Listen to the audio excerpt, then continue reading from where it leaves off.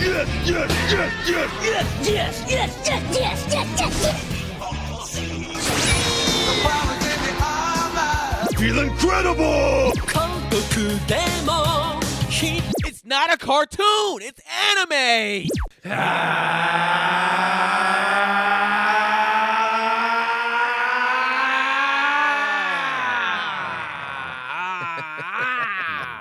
Yes! Welcome to the levels of Animeshun. We 4 for 4, baby. Wendy's. Hey. We back in this thing, man. What did I tell you about free promo? Yeah, you're right. I literally had the exact same thought. Like, you just Shindies. But the squad is back, man. Douglas. 4 for 4 in this thing. You know, the squad is here. Good seeing y'all, man. Myself, Rob, Ice, Brennan up What's in here. It was Killer hard Cam. not to say bitch ass somebody, wasn't it? Yeah, because it's like we normally say somebody's missing. Oh, Rob got it last week too. Don't get it twisted. Bitch ass, hoe ass, Oh, I heard rah. You heard it? Oh, I heard it. Yeah. I was on Oh, the other look, I side of think that it's wall. I was on the other side of that wall. I heard every word. You didn't come, why you didn't come through and defend yourself? You defend your honor. Because I knew what it is. He was just like, all right, I got to take this one on the chin, you know? You know, and I think Ice brought it up. He was just like, we never did it to Cam before. I don't think we ever gave Cam that heat. You know, it's just like, you're right. Cam deserves that heat too. Yeah, every He's gonna time get Amir, next time Amir's on, Yeah, no bitch ass. hoe ass. He's going to get it. But We you know, should have just gave Amir the heat right now. I mean, but it's not, is it fair for Amir to get the heat? No, Bitch ass, hoe ass, Amir. That's your family. Yeah, that's family. You can get to do, you can do that. Brennan just never gets to say it. That's why I wanted to say Yeah, it. there you go. That's your. I do. What are you talking about? When do you get to say it? When Ice isn't here and I'm here, which is very often. that is not. Not Not They- anymore. more. That check was like the, maybe check a the year tape. ago. That's not a thing. When I'm Very here, often. normally there's 3 people. So I'm just saying. That's true. When you're here normally. And who's the person not here? Hey man, check Okay. check the stat line. I like how Keenan was like, that I logic don't, makes but I sense. don't know how much. But also too, it's very rare that you're. Here. I guess here also. So. Right. Yeah. So That's don't- that's why it's not gonna seem like a lot because it's like, all right, maybe. It's a lot to me. It's all matter of perspective. Yeah, it's all just what it is. All right, man. But you know what it is. We talk our shit, do our one-off, debates, whatever like that. Join Yes, that sir. Patreon, patreon.com/animation, SHUN. Join that. Join us.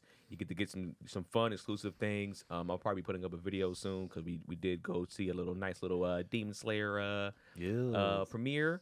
But yeah, man, this week we'll be discussing Demon Slayer, Swordsmith Village arc, and Vinland Saga.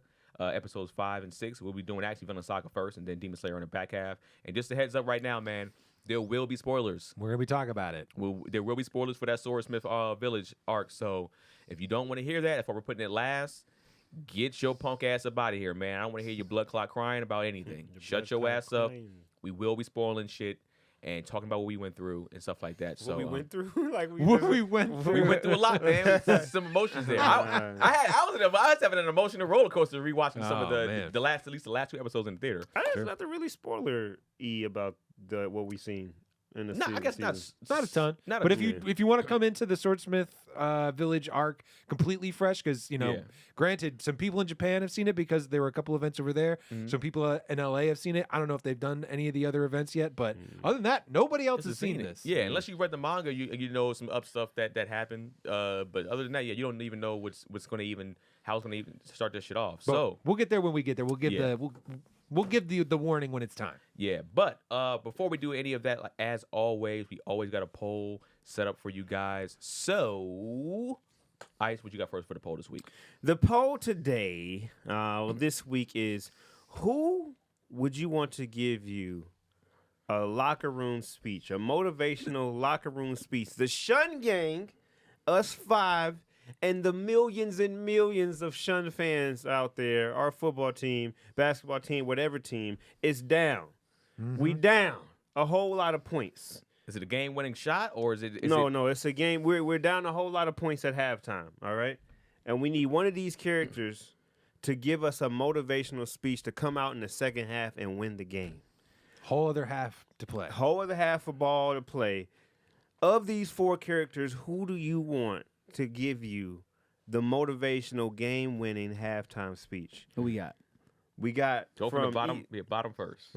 I'm lowest. gonna say the characters first. Okay. I'm gonna say the characters first. So the characters we have: L from Death Note, Toge from Jujutsu Kaisen, Mob from Mob Psycho, and Shinji from Evangelion. How come we didn't get nobody from, you know what I'm saying, Iron Blooded Orphans? You know what I'm saying? Well, I mean, I can't speak for Ice on this, but a lot of these people are people that are keep to the background usually. Yes, it seems like he picked some trash Yeah. people on purpose.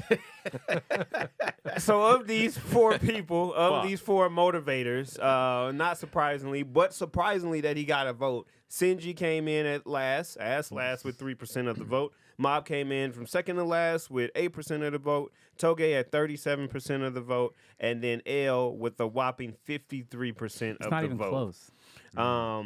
Who you guys have L. to give you that motivational L's speech? not going to only give us a speech. He's going to tell us the strategy to victory. He's going to be like, yeah, speech, whatever. Literally, you just stand on that paint right there in that corner. That's where they're hitting the shots. That's where their passes are going through. You're going to disrupt their entire offense by standing right there. I believe in you guys. Literally do what I said. You will win the game like we always do. And I'm like, okay, yes, sir. It's a good point. Shit, that's detailed. What you got? Oh, me? Yeah. This is hard because it's like I think it's L too, but I guess I don't want to try to pick the same. No, Fuck it, man, It is what it go is. L, bro. It is L, bro. He's going to give you the exact strategy. He's going to tell you. He's that coach that's like that break. He's that guru that breaks down the whole thing for you. He's like, X's and But O's, this is a yeah. motivational locker room speech, though. That's cool, but if you're in the right place at the right time, you yeah, don't need to be all that motivated. I think from even with that, he'd be like, look, he said, it'd be like, look, you got to lock up so you're the best defender on the team, Ice. So you need to get on your ass. You need to lock him up. Rob, I need you to do this over there. You need to be strategizing over here. Keenan and Brennan, I need y'all to either shoot the ball, take up the ball, whatever like that. You need to play defense and get a steal. I think he's going Are to you steal. motivated like that? I can be motivated in different ways. Good strategy is motivating. Yeah, because for me, like, I know what I need to do a lot of times. So you can go ahead and you can be like, you motherfucker, get over there, motherfucker. I can be like, all right, got it, let's get it. I can be motivated that way, or you can kind of come at me like, all right, just get it done, Keenan. Do your job, got it. I can be motivated that way too. Rob? Yeah, no, I mean, I think L probably is the most obvious choice, if only because like everybody else, like L has also gone out there and done public speaking. Like when Light was first going crazy, he went out there and put himself out there and was like making speeches to the public, out thinking him and showing him in very public ways how he was fucking up. Yeah. So in that way, I think L is probably the obvious choice. But I want to give some credit to the chat too, because they were making some points. Like Toge gets in that locker room and he just goes like, "Win," and he just uses the curse speech to be like, "Win," and then it coughs up like a whole lung full of blood. It's like, I guess curse magic. We got to do it. We got to go out there and win. Goddamn great point, Rob. Shit. That's very funny. Great point. Then he's just back to bonito flakes and salmon sushi. You know. So I'm going with Toge because he's using the curse magic his curse speech to the best of its ability. He's gonna motivate. You're motivated. Yeah. You know what? I am motivated. He's right. So I'm going with that. Damn, that's a good one. Damn, Rob, you thought it through. Ice. That's why I put him in there, because that reason. I think Toge would be the person to motivate somebody, just because he can unzip and be like, "Hey, y'all, fucking win." Stop fucking up. My ears. Shit. Yeah, I mean, that's why I That'd be put him great. in there against L. I think Mob and Shinji were more of the to fill it out, to be funny, but the real fight was between L and Toge for those reasons, for what they can both bring to the table, but they're both kind of introverted. But I do think Toge can to do that. That would have to be like a Super Bowl speech. He can't be like just a regular like a game, a preseason game. Like that's like if I don't say this, we're out of the playoffs. We're out of the Super Bowl, because you know the downside of that, Toge gonna be fucked up. Like he gonna be texting the team the motivational speech next, because he ain't got no voice. So He's in So you think him saying something that powerful was one shot and that's it? that is, because you gotta think about when they was fighting Nanami and he was just like destroy or something like that. He was fucking smoked, like the tree person thing. He I think he did. I think he said something 3 times, and then I think that third one he was down for. And he knew, like, all right, when I say this, Blast like, away! that's what it was, and then it was it. So I think that's one of them things, I'm curious why he didn't say die.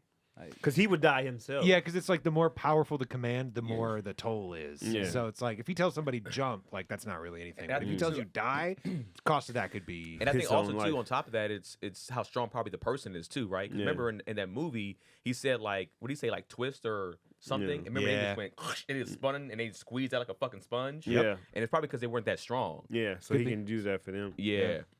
So, I think Toge would be somebody great to say, even if it's just like, okay, what's a step under that instead of win? It's just like you said, motivate or play hard or give it 110,000%. Go your hardest, like whatever it is. Like That's all right, a cool. long one. He'll be dead. He'll be dead. Yeah, Do give it it. your all. But I think those would be some great people to give you the dub on the back half of the game. Shout out to whoever voted for Shinji. That's fun. I'm Yeah. glad you made that choice. I wouldn't have made it, but Yeah, who did that bullshit? 3%. So that's Somebody maybe picked him. one or two, maybe. I don't Even know. with my, he's heard a motivational speech or two in his life. Yeah, he just got to Yeah. say what his dad told him. Yeah. You ain't shit. Better do this, bitch. You couldn't do it anyway. I can't, Dad. I'm about to wheel out a girl on a hospital bed who's about to win this game right now. All right. It's like, oh man, I guess I do got to go out there and win that game. You Can't want put this that girl out fucking there. kid out there, or you want to do it yourself? Ray comes out just like, oh no, like my Achilles is snapped, but I can do it. I Okay, can do it. I Like, got it. no, please sit down. We'll win. Jeez. All right, we got it. All right. I think for that poll, Ice. So let's jump into it, man. Episodes 5 and 6 for Vinland Saga. Rob's recap. Yeah, so we start out rejoining Prince Canute as he leads his army on a campaign through England. He thinks back on the day that Askeladd killed his father, King Sweyn, and how restarted the war in the UK. Canute claimed that he is the new king in England, but another named Ethelred returned from banishment in France and claimed the title as well. While they met in the field of battle, Canute was also resorting to trickery and poison to try to kill his opponent, but so far his efforts have been unsuccessful. As Canute rides through a Viking encampment, he sees his men taking women from the conquered towns as spoils of war. He tells the second in command, Gunnar, that he has forbidden this to remind his men that this is not their way anymore. And he's just like, all right, that's not going to go over great. Soon, though, he comes upon Floki, who tells him that their quote-unquote preparations are ready and that they have an enemy leader, Adric, has agreed to meet with them. An angry Thorkel also soon arrives, furious that he has been stopped mid-battle on the grounds of a ceasefire, so this meeting can take place. Canute tells Thorkel that, hey, you've done all you needed to do. You can go join the Eastern Front. He just gets super upset, rages out. He's like, he was unable to kill the enemy leader himself. Tells Canute, hey, you're not the king of England yet. You're not the king of shit. And the only thing that I came here to see was, for you to become who you're supposed to be, and you're supposed to do that with blood and iron. Canute's just like, all right, man, cool, sounds good. So he sends him off. Later, Canute meets with Edric and his men, who offer him 4,000 pounds of silver to go away and call the war off. Canute says the money is not enough, that he will not be leaving, as he is the rightful king. And he asks Edric if Ethelred approves of this meeting, and it's clear from his reaction that the answer is no. Canute tells him that he's already betrayed Ethelred trust once. Why not do it again and help Canute kill him? Edric refuses at first, but Canute leads him outside to enlighten him to his situation. Outside, there's a giant pyre that Canute's men set aflame, and in the distance, countless other pillars of smoke begin to rise. Canute explains that all of these are his men, placed all over Edric's land, and that at any moment, they could just burn it all down. Again, he offers peace for the price of Ethelred's head, and this time Edric is much more willing to listen. The next year, Ethelred dies due to a quote-unquote illness. His son Edmund then takes the throne of England and puts up a good fight against Canute until he too dies of a quote-unquote illness. While some of Canute's men admire his ability to solve this war that his father fought for 10 years in 3, Thorkel remains unimpressed with the cloak and dagger tactics. However, those tactics allowed Canute to claim the throne and officially become King of England after Edmund's fall. Back on the farm, Einar and Thorfinn are working hard on clearing the forest. They've cut down all the trees, but the stumps remain and are too hard for them to remove on their own. Einar wants to borrow a horse from the farm, but the field hands won't let the horse. They won't lend the horse out to 2 slaves. Einar rants about how unfair this is while they return back to their plot of land. But before they get there, they run into an old man named Sverkel, removing rocks from his field. He asks them to help with the chores and says as repayment he will let them borrow a horse. They agree. Get to the backbreaking work of clearing the field. Also to help out with more chores at Sverkel's nearby cabin. Einar complains at first, but they get the horse and clear out the stumps, and it seems like it's well worth the price. As they bring the horse back one day, Einar says that at this rate, they may be able to plant their first haul of crops in the fall. Thorfinn says that he has no experience growing crops, but Einar is more than happy to teach him. Unfortunately, though, they run into some farmhands who accuse them of stealing the horse. When they explain that Sverkel loaned the horse to them, they find out that he's actually Ketil's father and the most important person on the entire farm. Another day, Thorfinn and Einar plow the fields, but stop when they see signs of rain. As they bring the plow back to Sverkel, Einar points out that the farm has 10 of these plows, a sign of just how rich Ketil is. In fact, Einar says his entire village, everybody had to share just one plow, that they could only afford one between all of them. And this one farm has 10. So as they arrive at Spherical's, they find that he is having a fight with his son Kettle, who wants him to stop working and stop living on his own because he's so old. After he leaves, Spherical invites him in for food and a bath after a day of hard work. And they find that he's actually not living alone, and he has been allowing Snake to stay with him as well.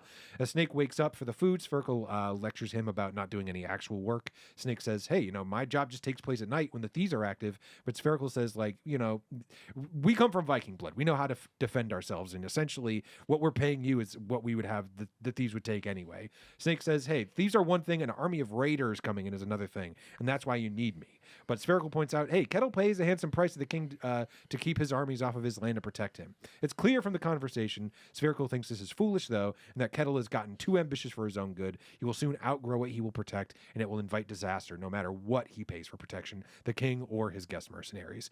From there, we skip to the fall, where Einar teaches Thorfinn how to sow the fields, and the two confirm that for all this time, they have become friends. And from there, we end episodes 5 and 6 of Vinland Saga. Two best friends that anyone can have. All right, thank you, Rob, for that recap. All right, man. Let's jump into it. Episodes 5 and 6, Vinland Saga. Question time, man. All right, this is a very, very shitty situation for these characters. If you had to live the life that Thorfinn is living now, you can only choose one friend. Who are you choosing to live this lifestyle with? I have plenty of good friends. I have really good friends.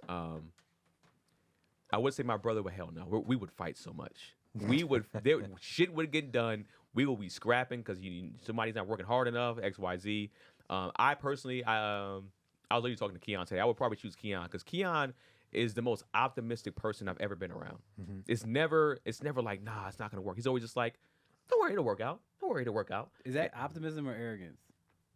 A combination of both, I guess. Okay. I mean, yeah, that's fair. But I think it is, from what I've known. It could be. I guess it could be some arrogance in there. But like, I've literally been in the car with Keon driving to a gig, and then he'll lose a gig on the way up there. Like, yo, sorry, like we don't have the money or whatever the case may be. And I'll be like, damn, bro, you good? He's just like, something else will come, man. I'm just good. Something else will come. Trust me. And then 20 minutes later, he gets a call being like, hey, I got this other gig for you that pays even more than that. And he's just like, it is. I guess I can't control it. I can't stop what's going to. It is what it is. It is what it is. And so I feel like for me, I would rather have somebody like that with me, being like, look, bro, we got to stay the course. You'll be good. It's going to work out the way it needs to work out. Stay positive. You're good to go. And he's also funny. We're both funny. So it'll be jokes galore on top of positiveness throughout that whole time. Brennan. I'm torn because I have a twin brother who I get along with really well, and we've been through some shit. And so my brother and I know we can get through anything. But also I have another earned brother in Tony Valentino. Stay away from my answer. No, that was your answer. Oh yeah. Well, I think Tony. I was to say. I was You actually. don't got a brother. You got a sibling, bro. You gotta let him have that. No, it's all good. You pick what you're gonna pick. No, I was gonna like, because the thing is, like, Tony and I started this company together. Yeah. And it's been some ups and it's been some downs. But there's a couple things, like the reason that I think Tony be a really good person for this situation is that you can always depend on him. It's just like he says he's going to do it, he's going to do it. He is a doer. Yes, yeah, for sure. He is a doer. And the funny part is the reasons that I'm saying this for Tony, I could say the same thing for Alonzo. So I'll actually go with Alonzo for you, Rob. Thanks, Brent. I'll go with Alonzo because my brother is a man of his word. He's a really hard worker. He's really strong. He's really smart and like very ingenuitive. Like my brother, like he can, like, where I am an idea person, where it's just like, give me the idea or give me the people and give me the team and I can create something with that. Yeah. My brother is like, give me the physical items and I'll create something with that. And so the two of those things together can solve almost anything. Yeah. I'm sorry, I fucked up because Keon's not gonna be in the sun. I forgot. I remember Keon was just like, "Oh, it's hot out here." Yeah, it's I funny. stand in the While shade. you were saying that, I was just like, fucked up, Keon. bro. I was like, Keon's gonna work the fields with you. I fucked up. Tony will completely. pull that stump out himself. Yeah, he would. You know For what I'm damn saying? sure he would. Damn it, I fucked up. Go ahead, Rob. Go ahead, man. Keon's gonna be like, oh shit. Yeah. It's so hot out here. I remember one where's time the water? we went to. I think it was for his son, a birthday party for his son at Balboa Park. And me and his wife were kind of like looking around trying to find a spot, and he was just like, "I'm gonna walk over here in the shade." And we were just like, "What do you?" He's like, "It's too hot." And his way he had his shades on. He was just standing like this in the shade. And I remember me and Connie were just like, "What the fuck is this guy doing?" So I fucked up. I'm going. I'm out. We'll probably be dead in a few. All right, Rob, go ahead. No, yeah, I mean, Brendan already touched on a lot of it, and I kind of chimed in here and there. My choice would be Tony, just because dude works out. I'll give him that. Yep. What about me, Rob? No, you work out too, but like I'm talking about as a partner in this situation. Hell no. yeah, no, I mean, but like Tony and I have lived together. You know, we were poor together. I married you. You did, and Tony was my best man. There it is. I feel like even from like a He you had such a said good response to that. put stuff together, Rob can do the stuff that I feel like you would be able to do for a group. In that sense, like putting stuff together, probably being in a manager and stuff like that. Whereas he would probably need a Tony Valentino. I'll say this. I would need a Tony Valentino. You need a Tony Valentino. But the only thing I'll say about Rob is one of the best, like most organized together, good working individuals. But one of his least favorite situations is to have a team to manage. And like, let me manage these people. Rob is not a happy camper in that situation. No. He don't want to do that. He don't want to do that. So I'm just letting you know right now. Okay, there it is. Get out of All my right. way. Rob's like, I'll do it by myself. Yeah. But yeah, no, and plus like because Tony and I have worked on a lot of stuff like together that's been tough, and like we've been through some hard times for sure. And like I said, he's a doer. The guy just goes out and he will do it. So There is one drawback to Tony though. what was that? Is morale. He might. You know what I'm saying? Like, Yeah. morale is the one like mark you got to give to Tony. He's like, you have to be the morale. Tony would be the Einar in this situation, just like, what the fuck you mean they're not going to give us a horse? Like he would be the guy like. But then he's stomping upset around. about it for a week. Oh, he would and be. and it affects his work. It affects all. You know what I'm saying? Like, so okay. like he's gonna be upset, and he's like, nah, fuck this. I'm not doing this because of this or that. And you're like, no, we have to do this, Tony. Like, we have to do this. Yeah. Shit. I'll do it, but It's this or nothing. So options are limited. Tony D. All right, Going with Tony. nice. Probably my dog Matt, because he's for the reason that you was kind of saying about Keon. Raymer? Matthew Raymond. He's like he's just super positive, always upbeat. Like, hey man, this and that. But he's real about stuff. He's grinded. I mean, I've been grinding with him over 10 years now. Pause. I mean, yeah. not as good as the one from earlier. Yeah, It was. That's a reference for off camera. But Yeah, that was horrible. Yeah. Yeah, but yeah, no, we've been we've been out here for a while, for over 10 years now. When I started comedy, it was around the same time that he started comedy, when we were doing shows with 2-3 people in the crowd, if that. So that's somebody that I've been through a whole lot of trash situations with, and we were always positive. He was always positive, and even now, his situation is much better, but, you know, we still got a lot of work to do, and, you know, just to have somebody around, just be like, yeah, come on, man, let's do it. And he's even more built than I am, so he can handle the physical labor part of it as Keon's well, built too. So Yeah. but he's not. He's he's gonna, not getting in the sun. Yeah. No. Oh, it's 80 degrees. We're not working today. Yeah. And then I've helped him move, and we've moved stuff Got it. in the sun, and he didn't really complain much. Yeah, Matt's a positive guy too. Super I'm positive. just laughing. What at Keon. about- so- Keon's like, get these rocks out of the soil. Keon's like, with my hands? Ew, it's a worm. Who would y'all pick from the podcast? I'll take Rob. Wait, on the farm? No. On the farm, I'll take, I think I would take Keenan. And the biggest reason I would take Keenan is because Keenan is from a military family. And so he's not afraid. Like, it's hard because you're from an athlete too. It's hard between the two of you guys for me. But the difference for Keenan is that Keenan has done a better job of always being on time and being super consistent about everything, which you've gotten better at, much better at. But he's been that from the beginning. I'm out of all of us, I haven't been late. Like the last person to be late, it hasn't been me. Why did in you laugh, years. Cameron? In years, in literally 3 I mainly laughed years, because the sentence he said didn't make sense. But because I was trying to say it, trying to find a way to No, I'm say it. saying In the that, last like I 3 said, years, I- the last I person to acknowledge be it. late was I me. acknowledged it. All I'm saying is I acknowledge it, but historically there was still that. So all I'm saying is like Keenan is almost never late to anything. He came from a military family, so he's not afraid to work. You know, he might run in the wrong direction, but he gonna run hard. You know what I'm saying? He gonna run hard in that direction. So I would take Keenan. That's me. It's funny. On the flip side, I'll take Brennan. I would say I'll take Brennan because I feel like we would. I feel like all right. Let's try to like make something to help us make this easier too. So like I think we could probably. My laziness is strong. Yeah, I feel like I'd probably be doing the most work in making it. I feel like he'd be like, all right, this is how you can make it. And he'd be like, all right, Kenny, could you grab that over there? And also I look up like, hey man, I'm building this shit. Come But on. it's built. But it's Like, built. You did a great. It's done. And I feel like he tried to give me I feel like he tried to oak me with a whole bunch of positive, like just like, come on, Keenan, hey, good shit, man, you killing this shit right now. I'm like, hey man, wait a second, hey, you didn't do wait shit. a minute. I get my hands dirty though. I get my hands dirty. But I say, I'll pick Brennan. Rob, the sun is what took me out of it for you, just so you know. The sun? No, Oh, that, yeah. that makes sense. Fair. I'd probably go with ice. My man, thank you, you for know, being like, a rational pity. human being. You know, Pity. Yeah. man's I an feel like ice athlete. and Ari too similar in that. We wouldn't really. It'll work, but I feel like we. Now we tell would- me how you pick Tony and Ice. Go on, Rob. Yeah. What do you mean how I picked Tony and Ice? Go ahead, Rob. Who were finish. your choices? Huh? Who were your choices? Alonzo and Keenan. So, what do you mean? I already told you the reason I didn't pick you though. You get destroyed in the sun. I feel like our they didn't have three- sunscreen back then. You'd be our- fucked. Our They- 3 is better than your They 3. they're working with the same equipment I got. Yeah. Yeah, they- Vinland Saga. but they've been out there. They've been out there. I will be out there too. Go on, Rob. No, I mean Ice is in great shape. I'm going to need somebody on the team, and we can work together. I feel Ice and I have Ice work go, well I'll together. pick Rob. Go ahead. Go ahead, pick Rob. You No, Ice. he's ready. Let him finish what you I said. mean that's good. That's what I got to say. I'm picking Ice. That's my man. I Right feel that's a spike pick. It's not a spike pick. That's a spike pick. Yeah.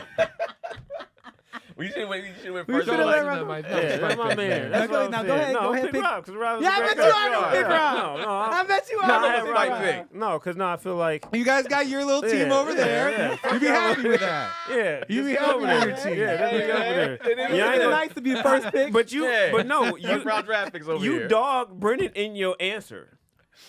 Not really. I mean, You did. He said he gonna have me doing the work, and he gonna be pointing to me. So what was the benefit of having Brennan on your team? I literally just said, he would probably be the one that comes up with how to build some shit. But all right, we can build this to get this done easier. We put this on a fulcrum. I don't know what the Oh fuck yeah, a there'll be fulcrum pulleys is. and But pulleys see, and fulcrums. and exactly. a lot of I don't even know simple what that is. machines. See? Yeah, Bro. I know simple machines. And he's been out in the wilderness Why before you- too. See, he's been out in that world before. So in all honesty, he's probably the most prepped out of all of us to really do that. the shit. wilderness and a farm, I feel like, are two different things. And we'll get to that when we get That's to my fair. question. Yeah, his question's next. But yeah, shout I'm out to- going with Rob, man. Fuck y'all. All right, Appreciate shout out you, to those Ice. two spike Yeah. picks right there. Yeah. Spite picks. next question is Brendan's question. Do you like after seeing all this and seeing what they're going through? It's a lot of fucking work. Do you respect farmers, Brendan? I have the utmost respect for farmers. My grandfather's a farmer. My father was a farmer. I was, unfortunately, as a child, taught how to be on a farm and what it takes to do the things like that. Like the rocks out of the field thing, I've done. Like, like pulling weeds out of it, I've done. I picked tobacco. Like it is not fun. It sucks. Like it is the worst. They weren't joking. Like when they were like, when you're watching the anime, they're talking about like your back hurting. Like imagine that as like an 8, 9-year-old. Like your back is hurting because you're bending over so much, and you're just like, I'm not supposed to have back pain. I'm 8. Yeah. You know what I'm saying? Like that's what I remember experiencing, and it's just like because my family's farm is in Virginia, and so it's just like in the middle of the harvest season is obviously in the hottest time of the year. So we're out there at the hottest time of the year. There's no shade because you're in an open field. And it's just like beating down on you. The bugs are whooping your ass. You can get a big hat. I mean, yeah, you get a hat or whatever, but it's just like, it doesn't matter. Like, you're out there. Yeah. So it's like you're out there, you're doing it. And my dad had that same, brought that same mentality to raising me and my brother. It's just like, I remember one time he's like, go dig a hole. Like, it feels like military shit. But we actually did need to build a hole. There's a drainage issue in the backyard. And it's like, all right, dig a 6-foot by 6-foot hole. All right, now fill it back up this way. And it's like that. Those two things were like physically the hardest things I've ever done in my life. And thinking about that being someone's life, this episode reminded me of that. It's like this is what allows all of us to be here is farming. To eat these. That people can farm, that we learned how to cultivate the land in this way, and that our forefathers, the shoulders of the giants that we stand on, are people who physically did it with their hands before they had the hose, before they had the horses. I knew y'all was gonna do that. Before they had all the machines after that that would Irrigation. help with So it. childish, Irrigation, no big deal. Irrigation and all the kind of stuff. It's so You ever childish, done- bro. Out of all the people to be childish, I didn't see that coming from Rob. After Rob broke, Because I looked at me and Rob looked at each other, we're just like, Before you had the hose. As soon as I said it, I was like, that's I know what this ruins everything. Oh Ask my Gohan. yeah. Yep. So hose yeah. ruin everything. So Ice, how do you feel? What about do you? I respect mean, farmers? yeah, I think it's gonna be across the board. I don't think there's a defund of farmers going on right now. I don't think that's a thing. I think farmers are necessary and needed. I think a lot of the work that they do. One thing I would say that media has always done a good job of depicting farmers and how hard it is. I've never watched something and was just like, man, these farmers, that's a cush life. I would love to be a farmer. I think I was fortunate enough, I guess I can say, especially hearing what Brendan just said. I didn't grow up in the country. I was in the city. So, but I did a lot of, manual labor with my grandpa in our backyard, in the yard. And if that is just a piece of what farmers have to do, then I'm good. Rob. Yeah, no, that's somebody's got to do it. I'm glad Yeah. it's not me. Yeah. I'm glad it's Yeah. not me. That is hard work. Man, I want to take you to the family farm, Rob. You wanna shit. come out man. I'm a grown man. I'm good. dog. Yeah. You ain't about to make me do shit. You want to see my family farm, bro? No, I'm a grown man, dog. Next time you're there, you can FaceTime me. I'll the live tour. vicariously through you. I went to a farm as a kid for like a field trip, and I remember as a kid, I remember just being like, wow, this is crazy. Seems like a lot to do. Yeah. Yeah. And just even the older I've gotten, just watching, I would say this, just driving. I go to like Sacramento like at least once a year for shows, and I know we drive there instead of flying, and just seeing the farm life. Yeah. Going to Sacramento, I'm just like, how do you even tame all this land? And also, too, what I'm surprised Brendan didn't mention is like being a farmer is dangerous. Like you Yeah. can die. Yeah. You can die being a farmer. There's a lot of ways you can There's die. so many ways that you can Out die. there, the big thing for us was snakes. Like they're always like, watch out for the snakes. 'Cause Sure, there's snakes everywhere. Yeah. Not Because garden there's a snakes, lot it's of like no, there's poisonous snakes in Virginia, and that's the reason why they're saying look out for them because the farms attract a lot of rodents, Yep. and Yeah. so the rodents attract the snakes. Yep. And so you're out there and you see rodents everywhere. You're like, shit. You know what I'm You saying? know we what's gotta be coming. snakes here. yeah. There's gonna be snakes around. So yeah. Yeah, I just look at all that land, Snakes on and this I'm just fucking like, farm. I worked in Home Depot, and I'm just like, it's hot when I got to go out there and like lift a whole bunch of shit. So if I had to make that my lifestyle every single day, You get used to it. and it's you just know? like, bro, it's like you get used to it. But my back is fucked up now. Well, I'm just saying like I can't imagine having to do that. one of the most incredible things about the mind and the body to me is the adaptability of it. It's like Very true. whatever is your lifestyle, whatever's going on around you, whatever happens to you, your body, your mind adjusts to it so quickly. It's ridiculous. I had surgery and I couldn't walk for like 6 months when I was a teenager, and it's just like I was okay with it at the time. Yeah. You know, it's like looking back, I'm like that was terrible, but like during the time, I'm like, man, let me read these comics. This you is a know? new lifestyle. You got to Yeah. adjust. Yeah, Yep. that's true. All right. Last question. Rob, do you think Canute, after seeing Canute, got a little peach fuzz, got a little goatee over there, Little bit. little bit. It's Do coming you in think on the Canute chin. has become a good leader? And what do you think of his tactics? I think we are witnessing a very interesting time for Canute, and it's been interesting to see how he's come along because Canute. We even talked about it like last season. Canute was in a space where like he has, I believe, I think it was a younger brother, right? He's got a brother. I believe that his father was like, I'd rather have him Yeah. running 'Cause he- things yeah, after yeah. I'm gone, not Canute. He's not really built for this. Yeah. And the fact that he's not like physically imposing like a lot of the people that he has to lead, and that's an interesting place for him to be in as a Viking specifically. And I think where he, I to get to the answer without getting too much into like my thoughts overall, I do think he's become a good leader, and I think he's become a good leader in the way that using the tools that he has available to him, and particularly his smarts and his leverage against people, and the fact that like. I think, I mean, they said it. I mean, I know Thorkel doesn't like it, and like Thorkel's like your average like bruiser, above average bruiser, right? Yeah, like sure. you put him out against anybody, he's going to take him out, and that's just how he likes to work. Canute figured out a way to game the system where he won essentially an unwinnable war that had been going on for 13 years in under half the time his father had been waging it the whole 3 time. years. Consolidated power in 3 years versus his dad who had been just, doing this for 10. Yeah. And so like it's one of those things where it's like it's not necessary, and this comes up a lot in Game of Thrones too, which is what would have made me think of, where it's like you have these people that are like it's the honorable thing to meet on the field of battle, and it's like is it more honorable to like have hundreds of if not thousands of people dying in a bloody fight versus like I can just take this leader out from afar and it's done and it's over. And essentially, you guys either come with me and fight with us, or Yeah. you deal with those consequences He too. and what's going to become interesting is if he does start to lose the loyalty of people like Thorkel, who literally flipped over to the English side just because they were losing, Yeah. and he just wanted a harder fight. But when it comes to just like straight up like taking care of his people and like what he's doing and the change he's trying to make, even about like, hey, we're not taking these women as spoils of war. We're changing this. I think Canute is going to be a tough dose of medicine for a lot of these people. But I do think overall he is a step up and a better leader than what they have had for them. Yeah. Ice. Yeah, I think Canute's a dog, man. I think from a mental space, I think What he pulled off with the America dude was pretty nice, was pretty dope. And it's showing like I can show you my power more than I can show you my power. If you get what I'm saying, like I can, you know, you can see the visual or you can feel it. And I think for him to be able to do that is dope, and that's a very big turn of events from the Canute that we saw last season. Yeah. So I think that progression, and it looks, and the progression again, because he's not stabbing people in the throat or anything like that. And I think seeing if we saw that this season, that would be kind of weird because that's not his character. But to see this type of different Canute, where it's like, all right, I'm not gonna stab you in the throat, but you wish I had. Yeah. So I think that progression and character development is a lot better and more believable than him just slinging heads off of people this next season. So yeah, I think he's I like his tactics. I think his tactics are great. It's saving people on both ends, and I do think he's much better. And he's a dog as a leader. Brennan?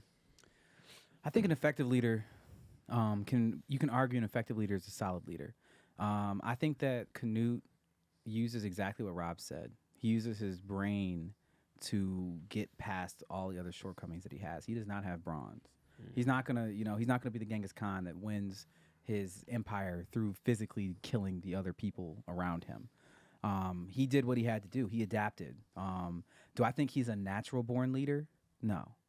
But I think he pretty much played the hand he was dealt to the best of his ability. Yeah, I agree with that. So for me, he's like, I would say he's a good leader. He's an effective leader. I don't think he's a great leader because great leaders, for me, are something that's proven over the test of time, which we haven't seen yet. So thus far, he's done a good job of being more of a conqueror than a leader. True. And so what's going to happen next, like how he governs and how he builds systems and how he builds the people around him to work, that's going to really that's going to really show us what kind of leader he really is.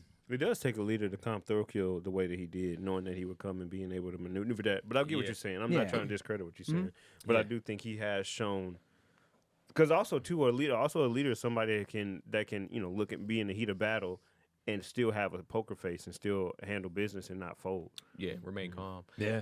I think he's a good leader, and I think I think being a good leader too is knowing what you need around you, and I think he knows that he does need somebody like a Thor kill around him to do that type of work when it needs to be done, and then I think he knows he needs to be himself the way he needs to be, and be like, all right, we don't have to kill everybody. Yeah. We can do it this way. Matter of fact, we want more warriors. If we kill the head guy, y'all got to come over to me anyways in most cases. Some of you won't, but most of you will. So now my army's bigger instead of crushing all you guys, and our army stays the same. So I like leaders more like an Askeladd, who's not afraid to get that shit done, but is also super intelligent also. But I do think that for Canute, his tactics have worked great. But I do agree with Brennan in the sense it's like, all right, now we got to see what's going to happen in the next, I guess, however they're going to time lapse this in the next few years, about if he's going to be a good leader. Are they going to still follow? Are they going to still respect him by doing it the way he's done it? Is he going to be able to even keep those people in check? Keep a Thor kill in check. Yeah. 4 years from now, if shit is happening, he's just like, nah, I'm not fucking with this type of style. How do you keep him still hungry to fight on your side? Yeah. But as of right now, I think his tactics are solid. I think for what he does, I would have been like same way. Hey, poison these motherfuckers, man. We ain't gotta. We ain't gotta go out there and physically fight. Just get them out of here, bro. So yeah, man. So that is Vinland Saga episodes 5 and 6, man. But we have Demon Slayer next. But you want to do our overall thoughts and? Oh yeah, my bad. I real quick before we move on. Yes, sure. Overall thoughts, likes, dislikes, and scores for this week. Brennan, go first. Slow moving. I think that I think this is a huge setup, but I think that it's a necessary setup because what we're really witnessing here over everything else is we're seeing Thorfinn's appreciation for the other side of life. Only thing he knew growing up was war. I saw that.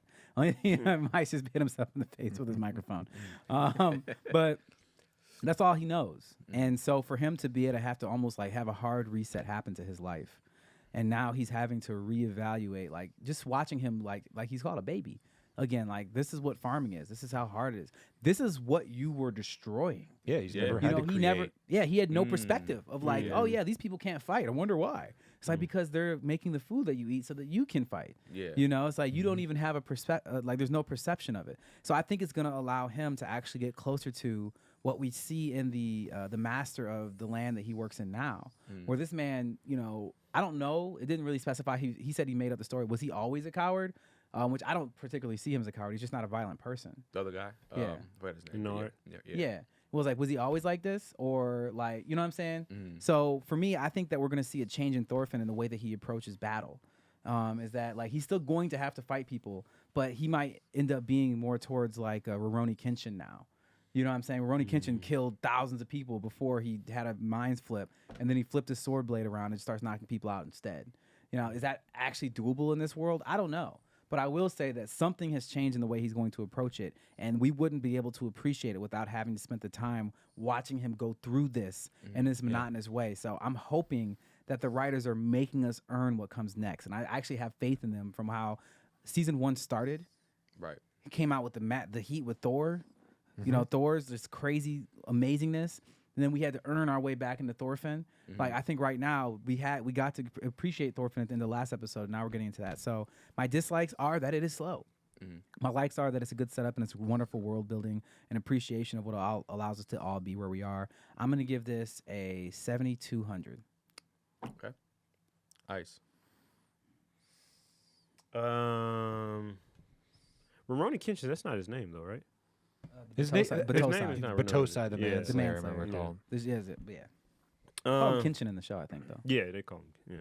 Yeah. This was cool, man. I think they should just. I don't know. I feel like what's transpired in these 6 episodes. I know we're supposed to be talking about these 2, but I think what's transpired in these 6 could have been chopped down a little bit. I think the exposition is a lot. And it didn't take away from the story, but it also didn't add. And I think for a show that's balls to the wall as season 1 was, and it was just really it was one part in the first season where it got really rough, and I think all of us was like, whew, like we going through it right now. But after that little part that they had before and after, it was balls to the wall. So I think that to be 6 episodes deep and we really haven't had that is very uncharacteristic for this show. And then to see, I guess I say all that to say the back half, I don't know how many episodes it's supposed to be, if it is a 12er or if it is something that's 18. When we get into like episodes 8, 9, 10, somebody got to get up out of here. Like somebody has to be done. There needs to be balls to the wall. If we even have to show Thorkill getting busy, whatever the case may be, we need to see it. Because then you're just getting, I understand character building, I understand world building, all that stuff, but we need to see it. And the slashes that they were putting on him on Thorfinn, that wasn't enough. Even the flashbacks and the fire and stuff, it was cool to build a character, but I think, you know, what this show is based on and how this show got the popularity that it did was balls to the wall fighting, people dying, heads rolling, and I think they need to get into that very soon. But these episodes are cool, so I think I'm going to give it a 6,600. Rob. Yeah, I really enjoyed the Canute episode quite a bit. I think he's become a very interesting character as far as how he's changed and evolved, which says a lot considering I think that slog that Ice was talking about was kind of when Canute's character first got introduced. So for him to kind of make this change and be one of the people that I'm like, I want to see where this dude goes is a great flip. And I talked a little bit about this podcast a few episodes ago, but Hardcore History with Dan Carlin just recently did a deep dive on like Vikings and their history and their past. And like, I think a big part of my enjoyment of that episode is actually like in some ways how historically accurate it is. A lot of people would try to buy off Vikings and try to save their lands with literally thousands of pounds of silver. And sometimes that worked. And then sometimes Vikings went, okay, great. And then they took the silver and then they fucking killed you anyway. But also like the idea of like, there were parts of the world where they knew the Vikings as the Ashmen. Like that was what they were called because they burned everything in their path. So to see that kind of getting worked into, like to see the history being worked into this historical anime was I thought very cool. And I really enjoyed that episode. The second episode, I see why it's necessary, but I agree that it's just been very slow. And I wish this had kind of been worked into maybe some earlier stuff. I mean, Brendan touched on it where it's like we're seeing a thematic change in Thor in that, like, you know, at first he was fighting to kill. Like this dude was fighting to he was getting stronger for one reason, to kill Askeladd and get revenge. And if I think he will, have to fight again, but now it'll be for something else. It'll be to fight for his friend Einar. It'll be to fight to protect his farm that he cares about, maybe his farm, which means that he's starting to kind of come around closer to where his father was, where, Thor's when he was doing his thing before he had Thorfinn, he was like, listen, I'm just here to fucking kill people. I don't give a shit. I'm a Viking. I come out here, I kill people, I take what I want. And then as soon as his son came around, he was like, oh, life is different now. Yeah. And we saw that change in him. I think it was Thorfinn, or maybe it was his sister, I forget. But I think we're just starting to see that change happen in Thorfinn, and that he's gonna start. I think he will fight. I think he will kill, but it'll be for different reasons. And I think he's finding his reason to live again. And hopefully we get back to that action, because I agree. Like, all right, I get it now. They're friends. They got the horse. They built the farm. Cool. Great. Let's move on. I'm ready to go. 6,800.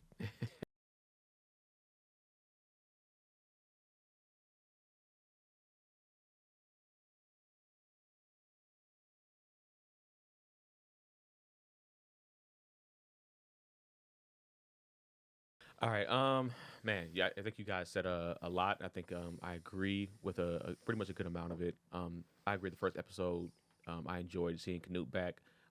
Seeing this guy get facial hair is hilarious to me. The babyface bandit. But I do like the character development on this. But I'm with you guys. Now it's time to go. And here's the thing: I don't think it's gonna be. I don't think they're gonna do it. I don't think they're gonna do it in the next few episodes. Wow. There might be a little squabble, but I don't see somebody dying. I don't see.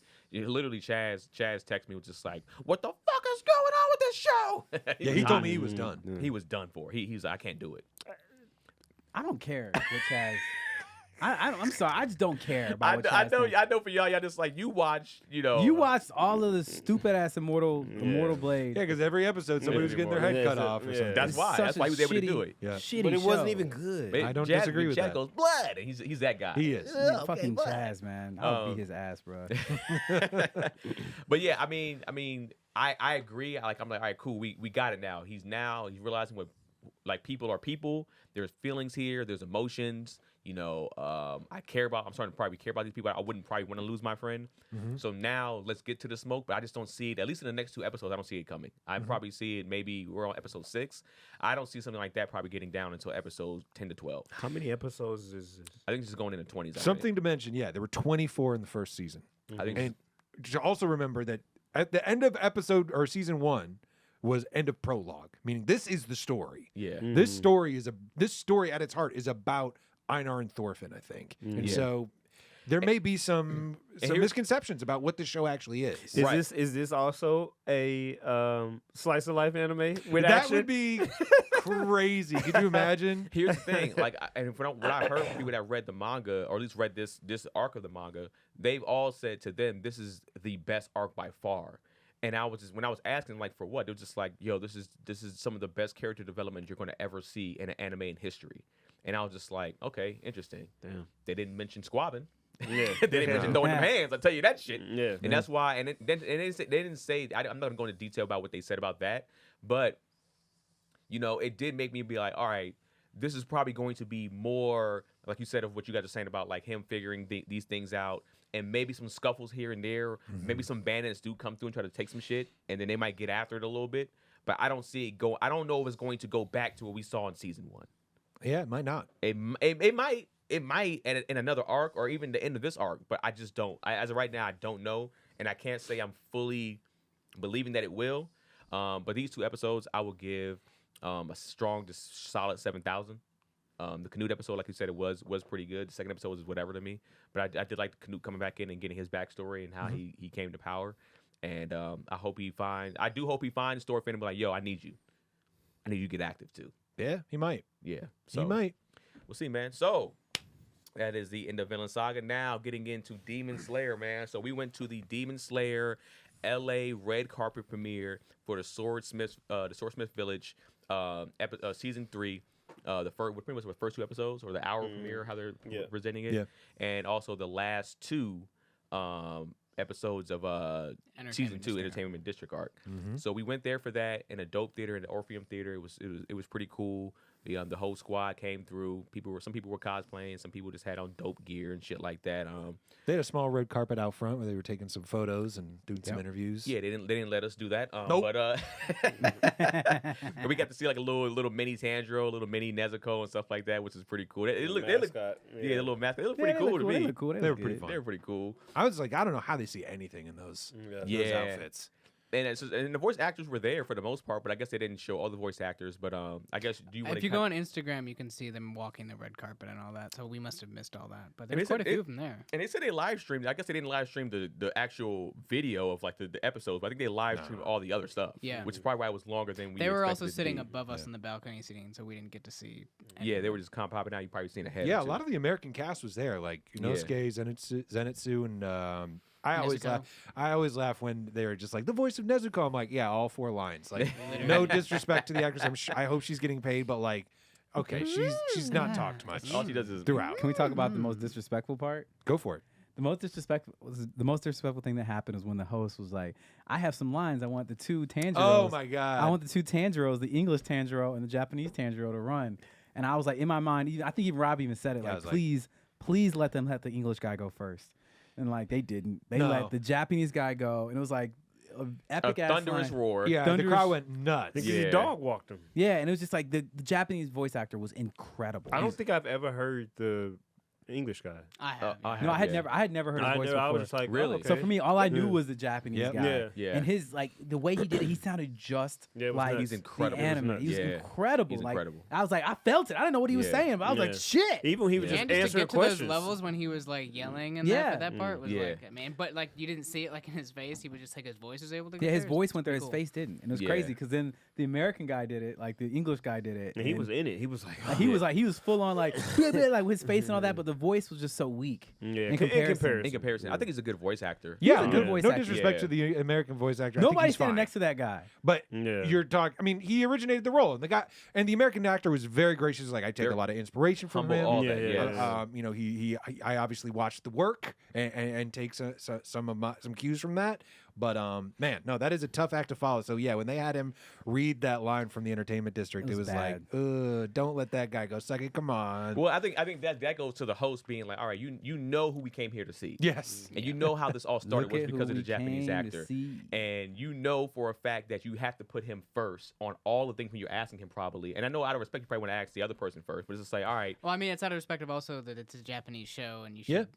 It was an impossible situation. Yeah. Yeah, it was. And But it still hurt. It still hurt. 'Cause it's like he was watching him. Like I was watching the English voice actor while the Japanese guy. He was sitting there just like. I think he probably was even like, "Yo, bro, I'm glad to Man. be here, but I don't have to answer all these questions for real. Like, I'm essentially, It ran. I think that. Yeah. yeah. He I had mean, some dumb questions though, like how does this change your life? It's like I'm rich now. Like what are you talking about? Like what you want me to say? Oh, the art made me feel better. And then I was like, no, you are balling now. Like, well, good job. I mean, I don't know how much. I mean, I don't. Yeah. I don't know how Yeah. much they're actually getting paid. Maybe the Japanese if you, voice I'm actor, saying but even the Even American then, one, like you he's probably getting more gigs than this after this. But no, too. I'm saying he's getting paid because it's like the thing is you have to understand the value of what he does goes up astronomically after the first season when it becomes the most popular anime on the planet. True. You know what I'm saying? And the thing is like English goes a lot further than Japanese does when it comes to languages that are understood across the world. You know, it's like Japanese is for the Japanese in Japan, and then it's either subtitles or people are listening to it in English. So he's probably more listened to than the Japanese guy, or about equal at the very Well, hopefully least. he's leveraging it into some better paydays for cons and appearances and For all sure. that stuff too. Yeah. So I mean, yeah. So it was a lot going on. You had the producer there also. The producer was there. He was funny. He was funny. I like Yeah. him. Like I said, you had both of the voice actors there. You had the singer that was that did the intro songs and Yep, some of yep. the songs and music for Demon Slayer, and she actually sang. It was okay. She performed a couple songs. Something was wrong with her mic. I thought someone was off the mic too. Something that The whole mix for that. Yeah, it was like bad. I only could hear like some of the instruments at certain times. Yeah, they didn't do a good the sound sounds- check. They didn't do a sound check. Yeah. But besides that, what did you guys? I guess. How do you guys feel about the overall experience of what you guys went through, Went through it. That's just so. Or just- Through it. or just kind of experience in general? Yeah, I got you. Brennan's kind of rolling his eyes. I feel like Brennan had two different energies at the time, and It's true. yeah, and then Rob and I kind of talked about this kind of like I felt like Brennan was kind of like, man, this is great, and then it was just like, And that old man kicked in. this is kind of running longer than I probably thought, and We could have ate before this. What he was saying, I was on the far end. You're like, oh, I'm just gonna win and eat. It was a really long event, man. There's It no was. need for Total us was to like be here 4. this They told us early. to get there between 3 and 5. It started at 6 and it went until what 9:30. Yeah. Like, so it's just really long time. I mean, for me, parts of it were really cool. Like, the dopest part of the entire event for me was watching the last 2 episodes of the entertainment arc in 4K with surround sound in a theater with people that were hyped to watch it. Hyped. Because the thing is, like, Yeah. the thing that hit me the hardest while we were there that I didn't realize, I never really thought about. No, it was 4. They said it was 4K. But the thing that hit me the hardest was that I realized that the vast majority of the time that I'm watching anime, I'm doing it by myself. You know, and so it's like you're doing it by yourself, and then to be in a space where it's just like there's all this energy associated with the feelings that you already are feeling because you're feeling it too, and then you hear other people feeling it. That feeling is phenomenal. That was my favorite part. I was like, yeah, you know, we in this. Yeah. But then it's like, all right, cool. Let's sit here and interview these guys that didn't write the show. You know what I'm saying? That didn't write the show, have nothing to do with it, like outside of like literally reading the lines that they're given to read. That's It's like, fucked up. I mean, honestly, I want to be on the record and saying that's fucked up. what's yeah, fucked up? 'cause I would say I disagree with that wholeheartedly because it's like just reading the line. That's not what they're doing at all. I get it, but that's I'm saying like crazy. I would That's rather wild. have seen the writers on that Somebody stage. that's in production as much as you to say that is fucking insane. Well, you say what you want. Like, I think their performances are impressive, and I said that earlier. I think it's a really impressive performance, but they're not the ones who made us love that show. Yes, they are. No, they're not. Yes, we love they that are. show We because love of the them 'cause writers. They put their heart and soul into We their love voice. the show because the writers. They could put the Gangsta had great voice acting. Go back and listen. Nah, I don't remember that. I'm saying, but the thing is, all I'm saying is like you can was a have bad great argument. voice acting on a that shitty. was Bad you can argument. you can have great voice acting on a shitty script and it won't matter. It will. You can. Y- I mean, It won't matter if it's a shitty script. It doesn't matter. Yeah. It doesn't matter. The It'll do- script. it'll the still- script. it can Look, still I know. move I know. people. I'm preaching to the choir in this direction over here because for me, nothing happens without the people who build the world, who write this, who imagine it before it's imagined, who create it from nothing. And for me, if I'm going to talk to anybody a part of a So creative a creative thing, I want to talk to people who created the world. That's what I personally want to talk to. I'm Yeah, like, I- that was the question I want to ask. Like, I'm not. how did you come I'm up not with? disagreeing How with did that. you come up what with the I'm pillars? saying for you to minimalize. I'm not what minimalizing. They, I'm what maximizing. They did I'm is maximizing. Nuts. I'm Is not nuts. minimalizing. The first That thing is- I if did. you said, you literally said, did you not say that somebody just read some They're lines? reading the lines. Bro, that's somebody nuts. else told them what to do. That's There's a nuts. director saying, this is the energy I want you to have. And there's a writer saying, here's what I want you to say. That's nuts. All I'm saying is I give them their flowers. I did not say that he stood on that But stage then, and did it. but then in the same breath, Can you you hear said me? that they're just You reading gonna the let me line. finish? You want me to finish? You want to keep talking?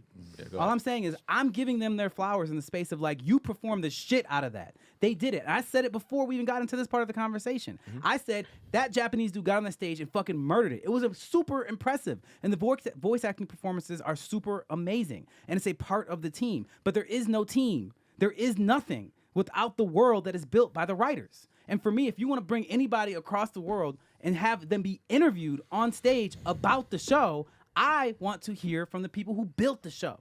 I want to hear from the writers and say, like, how did you come up with the idea of these demons, of this world, of that character? Like, who inspired this? Who inspired what inspired all these different things that's coming on? Because for only thing you can ask the voice actors is like, what inspired you to be able to hit that feeling in that moment? It's like, all right, cool, that's very macro. I want to go macro. I think wanna- Anime Expo has a bit of those the panels. I think. And those I writers think on I a think lot for of this those panels. particular moment, it is for the voice actors more For so this than the event, writers. For plus- this event Yeah. particularly. From my brief research, actually, the voice actors don't get paid any royalties from at Yeah, least on the they- yeah, Japanese it's a side. It's a flat fixed, rate. it's a fixed Yeah. flat I rate, figured, no matter yeah, how yeah. successful. They gotta get paid well. I hope. They get paid They deserve to get paid between well. 15,000 yen and 45,000 yen, and if Which you know is the not that much conversion, money. it's That's not a lot. $145 to $436 What? per episode. Yeah, and they're just reading Wait, a wait. piece of paper. in a Tanjiro line. only got paid $400. Yeah, They well, it's probably signed the more than that. contract. I mean, I'm sure for season 2 it probably was more, but for season 1 it probably was around. that. What? They say Japanese like anime is the lowest. That's your lowest tier Man, for voice this- acting. like, man, RDC World, man, they ain't playing around, bro. Yeah, I mean, there's some video out there where you see some of the voice actors are like boycotting, or they were like, Yeah. they cut me off from Crunchyroll, whatever the case may be. to what Brendan was trying to say. But that's also why they come to these events, though, is because they get money going to the events. Yeah, Right. and they can live off of it. I get all that. And the thing is, I understand that some of the fans, I'm saying me personally, if you want to see who I want to see interviewed, it's the agree. people who created the world. Because the But stories that's in not, that again, that's not the issue. I'm not saying that. I understand what you're saying, but to just chalk up their voice acting and say it's somebody reading a piece of paper is nuts. That takes a lot. But how many times? But what do again, I have to say? understand that. But then that really contradicts what you're saying. I see the what you're same saying. breath. It's like you can't hype it up and then say that line. Yeah, that's like- that's I a take the wild line thing. back. I apologize for that line, but I'm saying like I still stand by the feeling. And there's nothing wrong with that. But I'm saying to discredit what they're doing is nuts. Because somebody but the you thing is, I swap wasn't- out some other Japanese person that might have a background in voice acting. They're not making Tanjiro sound like that. You swap out even But I the still- English dude. the thing is, though- Can you be Tanjiro in I'll English? give it a go. Yeah. And you'll be fucking garbage. Thank you. Yeah, so that's the thing. Like that's the point. Like they put I their appreciate time your and faith effort in me. into that. Uh-huh. Yeah, you would. You would be trash. Thank as you. as Tanjiro. yeah. Feelings are getting involved here. I love it. No, but I'm just Brendan saying and it's Isom like, podcast, and that's how it goes. I'm not even a voice actor, but I'm saying to somebody being a voice King Mike actor, classic ice. being Yeah, a bro, voice like, actor is somebody's Ice, life's but work. you understand? Like the thing is, like, I took it back. I apologized. I corrected it. I gave the full perspective of what I'm saying. What the fuck else do you want? You shouldn't have said it. Oh, And it was I'm wildly, sorry. Let me wildly let me disrespectful reverse the clock. for you to say. I'm so Move it. sorry. Cam Hang Lockett on. cut it out and then just add it this way. Yeah. Rob, how do you feel? Yeah, no, I mean it was a cool event. I do agree that the interview portion went on a little bit longer than necessary. I mean, but like at the same time, like it was cool to see definitely the voice actor from Japan and get to hear his voice line readings. But not only on top of that, like the fact that he said this was only his second time in the States, and what kind of moved me is like this dude coming to an entirely other country, Yeah. and getting to see this sort of reaction to a show that he gets to work on. And like, I mean, I agree in some points of what Brendan's saying, where like obviously the writer is the creator of this world. I think that's something that I'd love to hear and get an interview with towards the show's end, because certainly I think there's going to be a lot of inspiration and stuff that they would be better able to talk about once it's all over and done with, because there's obviously for people that don't know the whole story, there's going to be some twists and turns coming that like you're not aware of. That being said, unfortunately, it does seem like the author Koyoharu Gatoge maintains public anonymity, so I don't think, and that is not even apparently their real name. So that I believe is probably That's kinda cool, not actually. going to happen. Yeah. So that being said, the voice actor is not a bad second choice. Yeah. And I mean, I would love to hear from them. And one of the things I was even thinking about, even leaving that event, is how little they have changed from the manga to the anime. I mean, Panel by panel, then. by my count, like they've really only added in small amounts of quote unquote filler that usually don't even take up a whole episode. Yeah. So I mean, they are pretty faithfully adapting this manga as much as they can. And I mean, listen, it was a cool event. I'm not as into the opening and end titles sequences on most animes. Yeah. There are a few there are a couple that I enjoy. I got a couple on my phone that I'm like, hey man, when that song comes Hey, on, that Death Note, that hits. Death Note was Yeah. And I will say, like, this, even seeing some of this up on the big screen made me appreciate that a little bit more. That original opening Demon Slayer song, I'm like, that's a pretty good song. But yeah, I agree, there was definitely some sound issues. Overall, it was really cool to just see all those people and see them feel that love from literally across, the largest ocean on the planet. I thought that was pretty cool. Yeah, I mean, I guess Rob kind of just solved the issue that Brendan wanted. When it came to the writer, it was probably, I probably should have had Rob go first, and it would have just. It's not going to happen. I don't think, unfortunately. I could just cut it out. You can actually just cut what Rob even said. He never even said that. Just Brendan just snapping. But here's the thing, and now that would make sense to me. He probably is like, I feel like they had to ask him or whatever. Yeah. The writer, whoever He the was writer like, is, he was man like, or woman. It's let the Japanese guy just say what I want to say. Yeah. yeah, or the producer or whatever. But like, these are kind of my thoughts or whatever. But Yeah. and maybe at some point, like you said, hopefully they'll do an interview, because I do want to hear like how you built this crazy world. Yeah. And is it just one writer? It is that wrote it and drew it. Oh. Wow. They That wrote seems to and be- drew yeah. all of Demon Slayer. That Yep. seems to be a trend with a lot of Damn. That's hard. Props Yeah. to whatever your real name is. I don't Yeah. know, but hella props. That's hard. I mean, yeah, I echo what everybody's pretty much been saying up here. It was longer than what I expected. I think you could have cut those questions down a lot more. I do think that even the English voice actor was he was just like, yo, man, like, I'm glad to because this is their first time meeting in person. The English and the Japanese voice actor. Yeah. I think he was just happy to be in his presence. Like, bro, you had me up here with he's who I'm. I think he very much got that. Like, this is not. And he know I'm not. Y'all not here for me. You can't be involved in the anime industry as a voice actor and not have some sort of idea of how the sub versus dub conversation goes. Yeah. Right. Yeah. Right. And so I think he knew that. It was kind of just like, I mean, you can keep asking me questions, but I mean, I want to hear what the fuck he has to say. Pretty much. I'm a fan too. Yeah, that's the energy that I got pretty much the whole time he was up there. But still, I did enjoy hearing them speak about certain things. Like you said, them coming here, being here for the first time, him even saying like he got a whole bunch of stuff for his daughters was cool to hear. That was cool. You know, like I said, I'm with Rob on that when it comes to the songs. Like I kind of skip past normally the intro songs and whatever the case may be. There's a few that get me super hyped, but besides that, I'm just like, all right, let's get on to what I came here for. You know why I'm here. So other than that, I enjoyed it. The episodes were dope. Watching even the last two again, like bro, I was telling you guys when they broke Tanjiro's fingers. Yeah, you heard it. Because remember he said it's like it was like 7. It was some kind of weird sound. Surround sound. Yeah, it's a different type of surround sound. I felt that shit. I got chills when he broke his fingers. Everybody, the air came out of the room. Like ooh, and you knew it was coming. To get that, and I already know it's coming. It's crazy. Yeah, so like just the sound effects, the sound design, it made me appreciate the sound design for Demon Slayer even more, even just from those 2 episodes. The animation, just rewatch. I just watching that shit in the theater was just like, I was like a kid, man. I was just like, wow, this is incredible. Yeah. But let's just, I mean, we actually got a gift bag from. Yeah, we did get a gift bag. We had swag bags in the seat. So let's.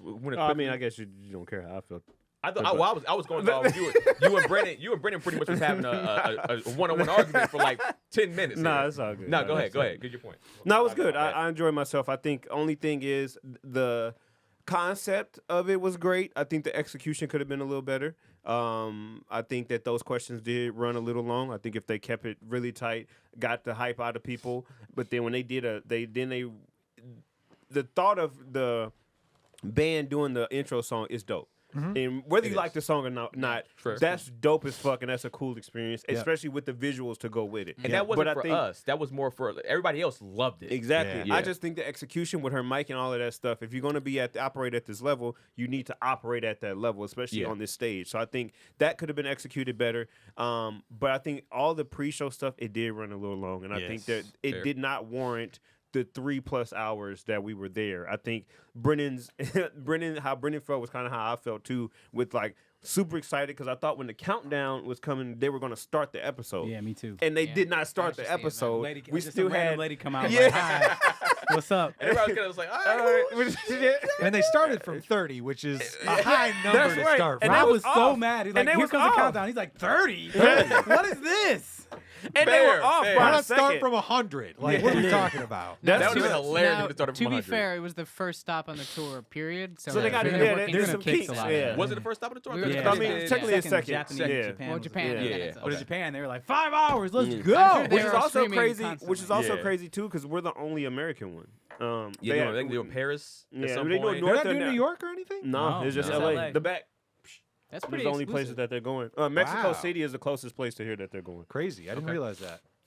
All right, so thank you for that. So we had a swag bag. I know Rob has some of the stuff that he brought out from his bag. Yeah, because some stuff like we all got. Yeah. Some stuff they gave us some boilerplate stuff, which like, hey, if you can check this portion out on YouTube if you want to get some of these visuals. We are back on YouTube, so you can check that out if you're listening to this on the podcast. But Keenan's got his bag in hand. You already opened up all your random stuff, right? Yeah, my little guys or whatever. Yeah, so I got some they're called like tippies. I guess it kind of like you can spin them in tippies. Oh. Yeah, they're like these little. So they're like these little guys, or like little figure 8 things. Yeah. They're kind of like little weeble wobbles. I don't know. I keep calling them that because they're like the little kid toys that don't tip over. But they gave us a couple. They're like booster packs, little random characters. I got Nezuko and Kanao. I believe her name is the young bug lady breather user. These guys are built like fucking Brennan. Damn. Yeah, right? I don't even know what to say to that. I got what's the name? The brother Oh, you got Genya. I got yeah. Genya. He's, And he's then, actually- new character in this arc. Yeah, actually, he's in this arc. Cam actually traded me and got me. He traded me Giyu, my favorite character on the show. So he gave me him up there. Got him. Got Giyu for you guys. I don't know if Cam, if you can adjust maybe- one of these cameras at all. Yeah. Get a better look at some of these guys. We'll set them up. But we also got another little mini random pack. I ended up with the stone pillar. A couple people were trying to trade Hey, for don't that. sit that down nowhere, Rob. I said thank you. Don't I sit said no, that thank you for down. that. Don't sit we that go. down nowhere. You got oh, that's the love pillar. Got the love pillar. Brennan got the love pillar little Tippy, person there. yeah. Oh, you got Genya too? Mm. Oh, okay. We got some doubles here. And would you get it? Yeah. And I gave you. I gave you the winner share, huh? Oh, the Mrs. Shira, didn't I, Cam? I traded you Mrs. Shira, Yes. little character. So It like look how like we playing a little D&D or some shit. Yeah, it does kind of feel like that. so the character Move my that pieces. pretty much the 5 character feet. that he got as a stone pillar. I had to win a pillar, but I traded it to Cam. I don't Turn some have of these mine guys with me, but I around. got the greatest character on the show, Zenetsu. So yeah, I was yeah. happy about that. Getting your favorite character. You were pretty happy about that. That was hype. I was, And he's not even gonna be in this arc. No. But he gonna be in some other arcs that matter, I mean, baby. I feel like yeah. yeah. Yeah, dope that Brennan got his guy too. He got Tanjiro. I know that's Yeah. his guy. I'll trade you Tanjiro for the stone Hashira. I'm good, thank you, though. I'm about to say that's I don't know about that one. How about Tanjiro and the love Hashira? I'm good, thank Yeah, you, though. good. Appreciate How the about offer. Tanjiro the love and this guy with the scar on his face? That is He's not very even nice of you to friends. offer, but I'm And going to $5. stick with what I And got. But you $5. haven't even seen the stone pillar. Hey, you shut up. And $5. You haven't seen I, him get I mean, Tanjiro, I like Tanjiro a lot. And $5. I mean, And $5. And $5. All three of them and $5. I'll think about it. Oh, God damn it. I was about to say Make it 10. You gotta understand something, bro. I'm his broker. You gotta understand something. We've seen the stone pillar get busy, so Yeah. trading him is just rough to do. Who all did you guys get as your your other little minis? These dudes. So I traded mine to Cam. I got Oh, okay, you did. I traded my. I had I the got win the pillar. Mr. I mean the mist Shira. pillar, Mr. Shira that you wanted. this guy. This Oh. one. You could have got me a. Oh, God This damn it. one is I I had Nezuko. I mean Nezuko. I had Zenetsu, and then these two things I had Nezuko and Tengen. Because I feel like Rob probably would have traded me my win pillar. I don't know. 'Cause that's his favorite character. I probably Your favorite to win? No, Mist. Mist is my favorite. Oh, really? I'm sorry, Mist. I've I got a just- miss. would you I got a have- miss. That's Shira. what you you traded just, you Mist? just love a young champion, don't you? You just love a Yeah. young Hey, dog. would you- Up and comer, man. Would you have traded the mist Shira for the stone? I pillar? probably would. Yeah. Damn, that I was- got that- you, Rob. Yeah, I traded mine to him. So, and then I got the butterfly. Price goes up, Brandon. It's if I get this it. one. It's not the little weeble wobble thing. Oh, is that one? Oh, it's that one. Is yeah. that one? I might, And I might didn't take realize you I up did on it that. until I was like, I traded him. He's like, and after Cam even say, "Are you sure? I'm Because you know sorry, these are Brandon. He's different." my guy. He's like, "These are." About me. That's his dude, It's, bro. it's become apparent today. Rob is not on Team Brennan today. It's all right. Man. Yo, so yeah. So what else in the swag bag? We got like what? You got the Tanjiro box. Yeah, we You got know. a little Tanjiro guy that I It's was going to very take out, but I hard think to he's in make. pieces. Yeah. Yeah, you got to put them It's a together. very Don't give me intricate. work. You gotta like cut Oh, it you looked it together. out You gotta already. put. Yeah. Oh, I put them all together. You gotta put like the stickers on everything. It's very intricate. That's Oh, a, You did shit. it already? That's Yeah. a Saturday afternoon. Oh yeah, I ain't got time for that right now. No, that's we got the little I'm Nezuko never box. gonna do that. Nezuko box right you there. can give that to Icy. That's a project. Yeah. Yeah. You could do this. Go sub. You like There's a Tanjiro? bag in here also, like a little. I'm still trying to find a use for that. I don't know if everybody's bag is the same. I don't know what is that for. It's like protect comic books with maybe. Or Maybe. protect Yeah, I manga, can see maybe? that. Yeah. I put my manga in there. That's your could. manga book. For sure. Your your manga bag. I think that's That pretty was much it. I think it. that's pretty much it. And the bag The itself. tote The bag itself itself is is a very Demon nice. Slayer bag, which is Nice pretty little old. shoulder bag for And you. then Ice went up there and stood in a long ass line, a very very Yeah, long appreciate line you, of Ice. Thank for you, the- Ice. for doing And that. he got us the only thing really there that Yeah, was that was left. I wanted to get the big Shirts? scroll for myself. the Demon Slayer shirts. I feel like the World tour. front is kind of basic, but The it does back have is the hard. world tour in the back, so you know it's only exclusive to that, which is super super dope. Wow, man. So like yeah, yeah, I didn't Paris, realize there were so Berlin, few Mexico dates. City, Seoul, and Taipei. Taipei. That's crazy. Mm-hmm. Only not even a handful of cities for real. So Yeah, watch your shit, bro. Don't leave it down. I was Too just getting long. mine back. are you? I'm sorry, man. Nobody likes you, Rob. I know. That's okay. That's fine. See how it is. Giyu, huh, Kanan? Giyu's your guy? You've been my guy. I've been said that. I know. I'm just giving you. Oh yeah. In the grand scheme of things, after seeing everything, Giyu. Tanjiro. I mean, he still has some. I don't want to know. Why would you ask that question in front of me? Stop that. That's fair. But I mean, I was telling Ice, and I think I was talking to Rob about it too. I kind of like watched it on YouTube because they had like the mangas on YouTube where you can just kind of like scan through it quickly. And they put some music behind it, which is pretty cool. To me, I watched it, was still like, yeah. But I mean, there's other people for sure, for sure. But like for me, he's still. To me, it's like I still think he has some of the best swag in general too. Like even from his look, Everybody wears that two-tone. Yeah, his I think I saw Vader. He had a suit and his button-up shirt was that. Oh, that was fire. I was like, ooh, that was fire as hell. That's pretty cool. All right, so Rob has a quick recap that he wants to go that we can go over for this. Just another warning from here on out. This is going to be spoilers for the Swordsmith Village arc. With this, we were talking about the first episode. Spoilers. Again, you got 5 seconds to get your punk ass up out of here. All right, we don't want to hear shit like we didn't know. This is coming out in April. Yes. We were told at the event this is coming out in April. So there's plenty of time. And we're not talking about spoilers beyond that for real. So just what we watched in these 2 episodes. Yep. So 5, 4, 3, get your bitch ass up out of here. Let's get him right. Okay, so we pick up immediately after the fight at the entertainment district. Tengen is able to walk off with his wives after announcing his retirement from the Demon Slayer Corps, and Tanjiro, Zenitsu, and Inosuke rest around Nezuko as the rank-and-file Demon Slayers start the cleanup. Word spreads about the first Upper Moon being killed in 100 years, and while the Demon Slayers celebrate, Muzan summons the remaining 5 Upper Moons to his base in the Infinity Castle to discuss his disappointment. There we are reunited with Akaza, Upper Moon 3, and get a formal introduction to the other remaining Upper Moons, number 5, Gyoko, number 4, Hantengu, number 2, Doma, and number 1, Kukoshibo. It's clear that there's not a lot of love between any of these demons, but what unites them is their loyalty to Muzan, who wants them to get their act together, help him find the Blue Spider Lily, and finally destroy the Demon Slayer Corps.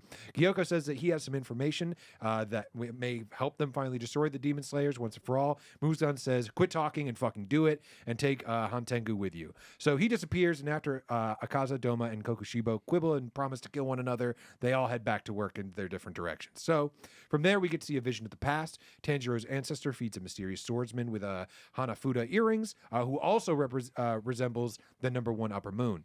The swordsman had saved their lives previously, so Tanjiro's ancestor fed him and gave him shelter as his wife gave birth to their child. Tanjiro's ancestor asked for the swordsman's name so he can pass down his legacy to his children, but the swordsman says he's already failed too much to be remembered. Before we get much of the answers to that backstory, though, Tanjiro awakens from his dream in his hospital bed after a 2-month coma. Kanao is there with him, and he wakes smoked. Dude. Kanao is there with him when he wakes up, but soon many others arrive, including the other girls working at the Bugashira house and Inosuke. We find out that Zenitsu has already been healed and sent out on his next mission, and the next few days, and a few days later, Inosuke is set out on one as well.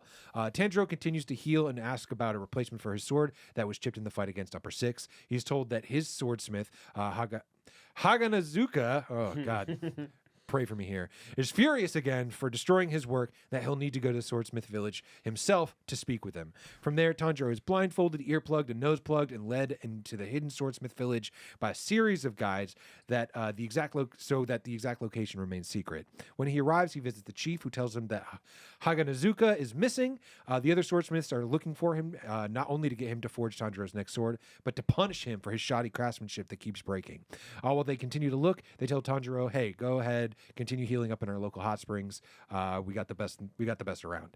On his way to the hot springs, Tanjiro runs into the love Hashira, Mitsuri, who is upset because someone at the baths ignored her when she tried to say hello. Tanjiro does what he can to calm her down and stop her from popping out of her kimono, but what ends up saving her mood is the smell of food in the distance, and happy for the next meal, Mitsuri runs off. Tanjiro then heads up to the bath and finds that the person who ignored her is the other student from his Demon Slayer exam, Genya. Tanjiro tries to say hello to him and find out if he's related to the Wind Hashira, but Genya just yells at him and stomps off to be left alone. That night, Tanjiro and Mitsuri eat together and hang out with Nezuko while trying to figure out why the two brothers seem to hate each other so much and are so mean to everybody. They resolve to bring Genya some food to help bond with him, but when they get there, they find out his room is empty. Tanjiro does get some interesting information from Mitsuri, however, such as that she joined the Demon Slayer Corps to find a man stronger than her to marry so that she could have somebody to protect her, and that there is a secret weapon hidden at the Sword Village that could potentially make him stronger. Mitsuri is then summoned to try her new sword that has been repaired, and she tells Tanjiro that she hopes they meet again, and it's clear from Tanjiro's nosebleed that he also hopes that they run into each other again as well. The next day, Tanjiro sets out to find the secrets of the Swordsmith village. Deep into the woods, he comes across another special guest staying there, the Mistashira Muichiro, and it seems that he's not alone. Muichiro is asking a young boy from the sword village for access to some sort of secret information or key, and the boy is just refusing to give him. Even more interesting, though, to Tanjiro is a mysterious figure standing next to the two of them, which appears to be the same mysterious swordsman from his vision with the matching pair of Hanafuda earrings. And that is where we ended the first hour-long episode of the Swordsmith Village arc. All right. Thank you, Rob, for the recap. One, I want to hear some of you guys, also a little bit of you guys' prediction at some point. Well, not us, but then, like, I guess Cam and Brennan. Brandon and I. Yes. But let's get into the first question, man. Did the first episode of Demon Slayer disappoint for this new season, for season 3, Brennan? As Rob will tell you, like, when you guys bought the tickets to this and we got the description what the event was, I was like, I'm pretty sure I know what this first episode is going to be. I was like, they were playing the other 2 episodes before this. Like, they were doing a whole thing around it. It's going to be a setup episode. Nothing's really going to happen. Like, but that's just, it's par for the course. So in one sense, it was disappointing to go out to a whole event and have this whole thing happen for you to be left on a cliffhanger when nothing actually really happened besides just the arrival of the space. And a couple introductions. The coolest thing that happened was the introduction to the what do they call it? The Upper Moons. But that was it. Like, and he's like, all right, now we're at the Swordsmith Village. It's crazy. That's it. That's the end of the episode. That's everything. And so for me, I was just like, that's disappointing in the space of like, how many months now do I have to wait for actually something to happen? 2 months. After waiting how long? A year? I mean, you could read the manga, but you don't want I'm to. not going to. That's a you thing. You're ugly. But all I have to say is that I was disappointed on that side, but on the other side of it was exactly what I expected it to be. Okay. For me, like reading the manga and then watching this shit get animated, Jesus Christ, man. Yeah, these guys, they're the best right now. Yeah. People talk about Mappa. I forgot who. UFO table. UFO table. Bro, they're no joke. Just watching how they even drew Muzan's lair, or whatever the fuck. What's it called again? The Infinity Castle, yeah. Bro, that shit was so detailed. And the crazy. Infinity Castle was crazy. And then how they were just shooting through it was just insane to watch. Yeah, number 3 just dropping through it and stuff. Bro, it was a little. I feel like I was in a roller coaster. Yeah, it was crazy. And how they were all, because I think isn't it CG pretty much? Yeah, I thought they did a great job like mixing in CG without having it being totally taken over by CG. I agree. Just a dash. Yeah, so just like for me, I don't think it didn't disappoint for me at all. Even though like I even knew it was going to happen, I was still kind of just like my thing for Demon Slayer is like visually watching this shit come to life for us. Yeah. And right now, they haven't missed yet. They don't miss. Niggas don't miss. They don't miss at all. In the heat of battle. Yeah, if you read the manga, they have not missed visually, in my opinion, at all. They're actually making it better. Which is why I have my predictions for why it's going to be where it's going to be at. It's going to rank at. Honestly, when it was Monster of the Weekish in that first season, that's what kept me watching it. It's how great the visual was. Yeah. So yeah, I wasn't disappointed at all in these first episodes. Ice?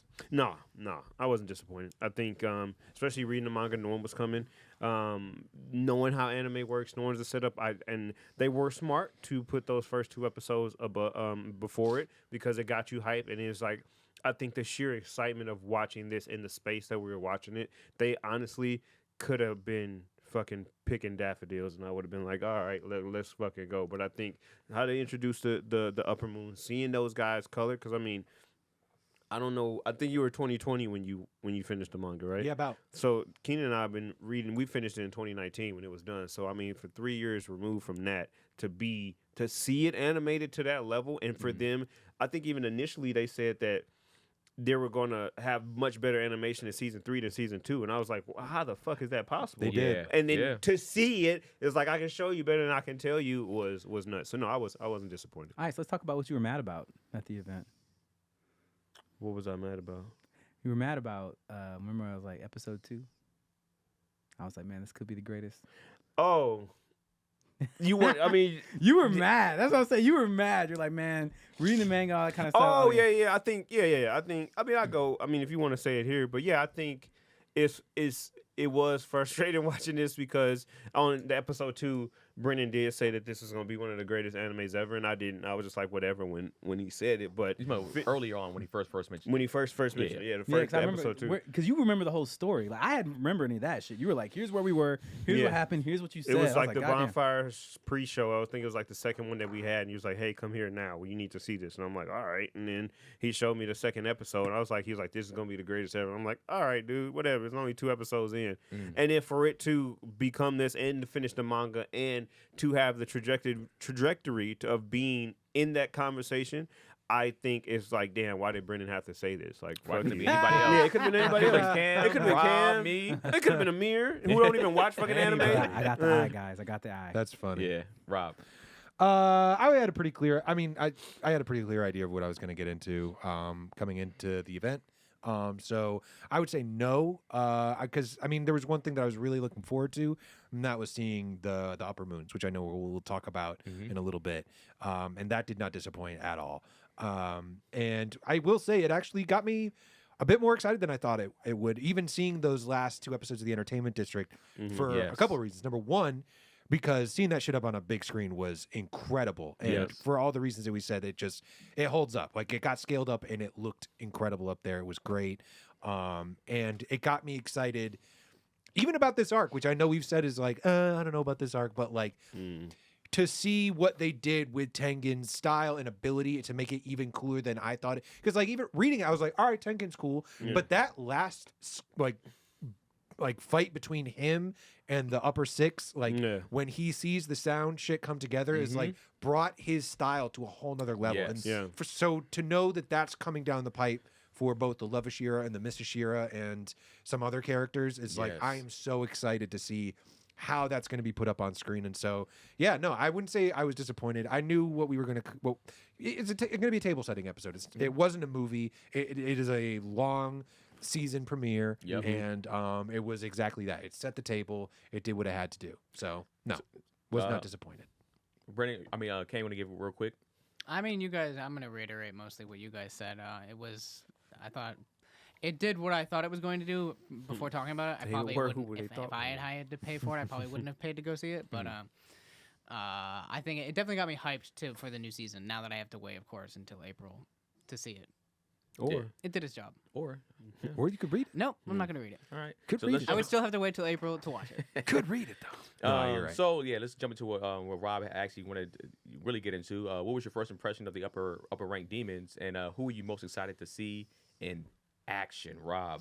Yeah, no, I don't want to take. I would actually the second part. I don't want to necessarily be the first to answer because fair. Okay. I know what happens, but I will say that they lived up to it because like it's one thing. Again, I remember reading this and seeing what these upper moons looked like for the first time, especially number 1, and being like, who the fuck is this guy? Yeah. And the fact that we saw what number 6 could do and that there's 5 above that was just like, I thought that the both we were saying, both the Demon Slayers and the Shiras and the upper moons, they're all monsters. Like if you have a favorite, you really can't go wrong when you're picking. Like everybody has their moments, and I enjoyed seeing these guys. They lived up to the hype. Even the girl that they have playing the guitar. I know it's not a guitar, but the girl that they had playing the instrument that runs the castle. I was just like, every one of these dudes is going to be incredible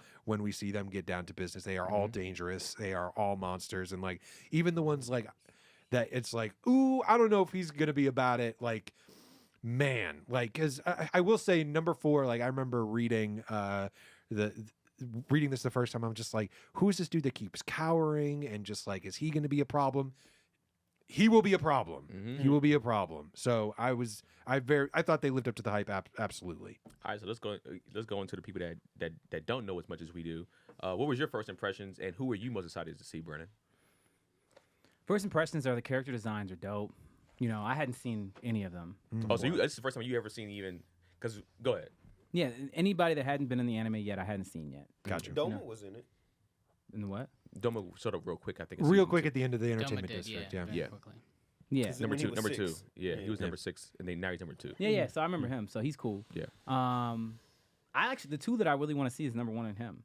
Those two. Like obviously number 3 guy looks pretty cool too. Yeah. Kaza. But like number 1 through 3, like those all 3 of them have the best character design to me. But they're also the simplest character design, which means that when they really get after it, it's going to be crazy. Because that's just been the MO of the show. Like the bigger the blobbier the monster is, it's like, all right, the less backstory, the crazy. That one guy with the 2 mouths and the multiple arms, I don't feel like he's Oh gonna be a handful. Yeah, but then it's like the more simple their character design, the more scary they can be. Dude, the main guy looks like Michael Jackson. You know what I'm saying? So like the more human-like you're going to look, the more terrifying you probably are. So the 1 through 3 all look like humans for the most part. Number 1 had 6 eyes. Yeah, he has 6 eyes, but most of the time the camera angle is from behind him. But he has 6 eyes, which seems terrifying as well. I don't know what he does with them, but whatever it is, it's going to be When horrible. he popped up on screen, the girl in front of me went like, like she cringed. She was like, oh fuck. Oh, he's definitely a cringe-worthy face. I wasn't expecting that. Yeah, it's about to go down. I didn't I like love number how they 5. played it I didn't out. like the character design number 5. He's, Is that the one that my was least favorite. Yeah. The one that was coming out of the pot or whatever? Yeah, I don't like the ones that we're about to see in this arc. The other, by far, my least favorite designs. Yeah, I was don't just mind them like, dying. The It's cowering guy, and then the guy with like the mouth where his eyes are, and I'm good. Okay. All right, and get the time stamp on that. Because I'm saying I don't like the design. Well, I don't know what the timestamp is. I'm not saying No, I'm not saying they're not about to fuck shit up. I'm just saying like right now I don't like their character design. I get it. And the cowering guy is just like, well, I mean, he's probably a monster, whatever. But like right now, he was literally cowering the entire episode. That's all he did. I can see that. Just being like, I get it. Sees whack. Cam, how did you feel? I mean, we're talking about the Yeah, what was your first impression of the upper rank? I mean, demons I'm and then- very excited to see this upper one because obviously I don't know if he's foreshadowed to be other people in the series because there's definitely lookalikes. I'm going to say for now, I don't know if it's him, but we're always seeing him from behind, and we've seen more guys from behind who look exactly like him. So is it him? Is it not? What do you mean by that? I mean, you, What do you mean? you know exactly what I mean. Just say to people. Well, for upper one, you saw in Tanjiro's dream, he was obviously in there, and then later on, there's obviously someone who looks like who's being treated like a Hashira. I don't remember the dialogue exactly there, but it looked like upper one. And if he's undercover or something within the Demon Slayer core, I would not be surprised about that. That's kind of my prediction. Interesting. I'm also predicting some of the demons to be taking care of themselves, possibly in this final fight, because they're obviously not in sync with each other. They're kind of out for each other and for Muzan. They don't really care about Take care of themselves, like fighting each other. They might be fighting each other. I could easily see them some combat between the demons within themselves. Interesting. I mean, you guys can't say anything. No, I can't really say anything. I will say, based off of both of your guys' answers, to not double up, I think of those that are left, I mean, I kind of am excited to see how number 4 is going to get down this season. Because How do you visualize it?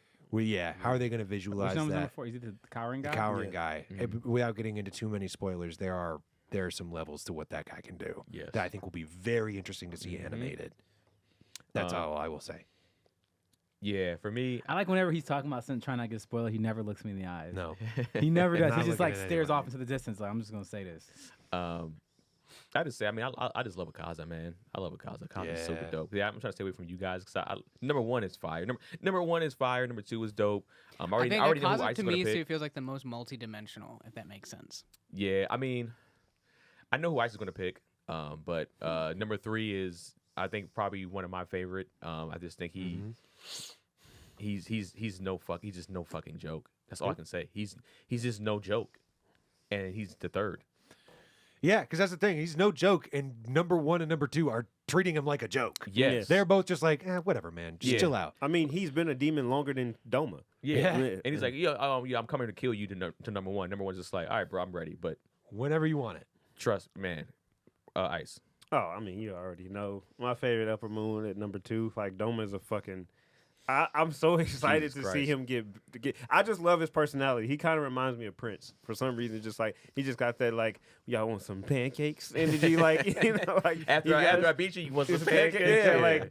And Yeah, it's he has just that like energy. he's the comedic relief out of them 5. Yes. And it's just like Game. he was like talking blouses, game, demons, like, and then just like he got his fan. Well, did he have his fan? I don't think he had his didn't fan. have his fan, But that's not a spoiler. But he have his little fan and stuff, and he'd be like, he, like just how silly he is. He is. He's throughout flamboyant the- for sure. Super flamboyant. I think he was a comedic relief, but also too it was funny because Akaza was talking to number one, and number one was like, "Yeah, you coming for me? Like we ain't even talking about two." And he was like, "Well, just fuck me then, huh? Just like nobody's talking about me." Like That was funny. He was just like, he got his head beat off by number 3. what? What? He let him too. Pause. That was, but That's literally what happened. Though. No, he did. He hit off his mouth first, and then he beat off his head. but then also too, what was funny was like when number one came by and just like cut off his arm or cut off his hand, you saw, it was just like, oh, Akaza Oh man, felt it. look at them Yeah. over there. They're like, what? Yeah, like King Mike Hall's like, what is happening? That's right. You haven't seen it. Yeah. Yeah. He knocked his face off, and then he was just like, "Hey." Number one was like, "Hey man, stop doing that." And then Doma was like, respect your superiors. and Essentially. Doma was like, "Oh no, Yeah. it's good. Like I don't care. Like he's mad because I became a number 2 over him. Like he's mad. I've like been here I'm less good. time than him. Yeah, get the fuck up out of here." And I'm then stronger one than was him. like, "Bro, I don't care about you. It's a hierarchy, and this motherfucker need to respect There that are shit. rules. Yeah. If you want to supplant somebody, do it by the rules. Do it by the Yeah. rules." He's like, get Kenpachi, bro. Come after me, dog. If you want the spot, come take it. Yeah. But yeah, that's and then I mean, I already know.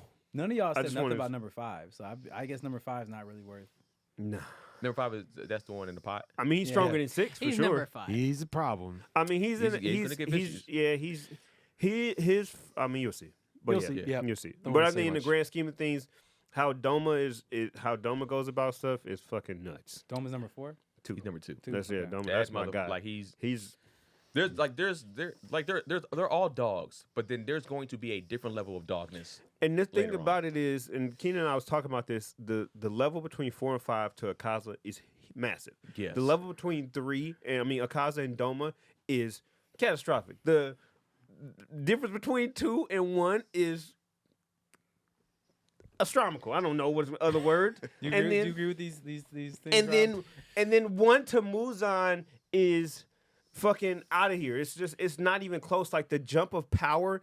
This is one of the only animes that I've seen that does power scaling the right way. Like it's fucking insane. I think 2 and 3 might be a little bit closer than Ice is saying, but No way. I do. I think it's a little bit closer than that. No. But all that to say, neither one of them are holding fucking number 1's jockstrap At all.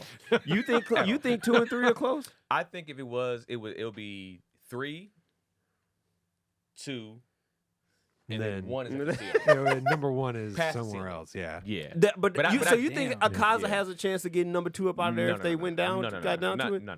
I don't think he has a chance. I mean, I think maybe because he's determined in life. But remember what number 2 had. Okay, let's just stop. Yeah, Just stop. it's tough. You're gonna slip Moving up. on. We're gonna wrap it up, Keenan. We're gonna Jesus. spoil something. But so yeah, that's who we're all excited to see. After watching the first episode of Demon Slayer, can you see this being better than season 2 after what you kind of see and how they're animating this and what can go down? Like I said, like Rob was saying about the animation with Tengen. I didn't expect that to be as good.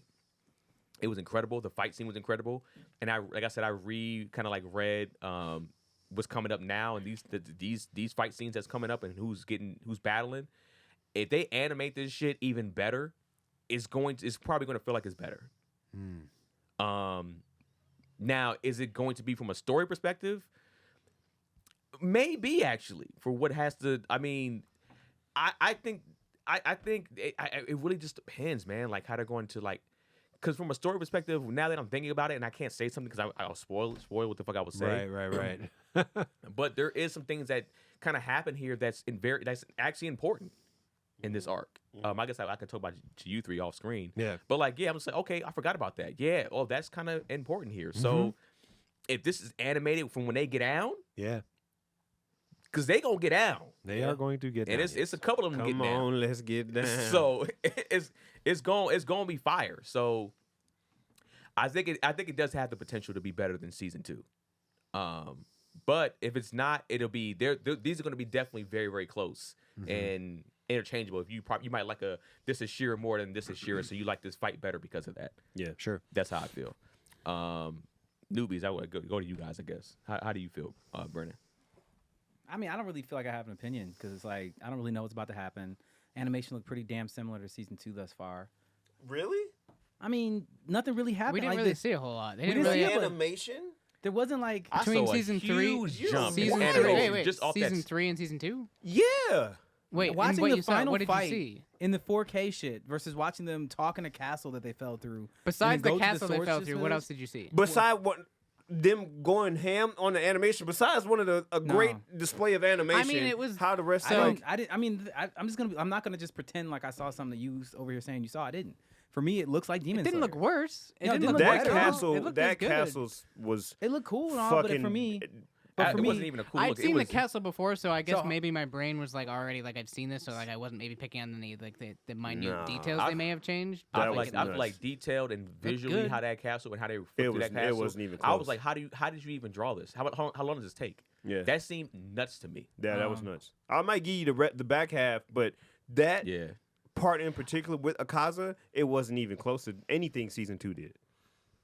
it was also in very little. I of it. think the mean, fight in season 2 with the entertainment district. I was at gonna the say, end yeah, having was those much back more to back, beautiful than the castle. it was definitely hard in me. the moment Okay. to be like, oh, this that is was different. some of the most beautiful animation I've ever seen in anything. Is in that fight. Yeah. At the end of the entertainment district, it's incredible. And I is. agree with that too. I think it is some of the most beautiful. It's different. Like animation you I've guys ever are like seen. into the geometry. I'm talking about like the physics and all this other kind of shit. I was way into that. Or just the change in styles, like it went from like very like comic book art to then like back to the more of the reality part of Demon Slayer for that final fight. Like that, they threw so many things in there. That's true.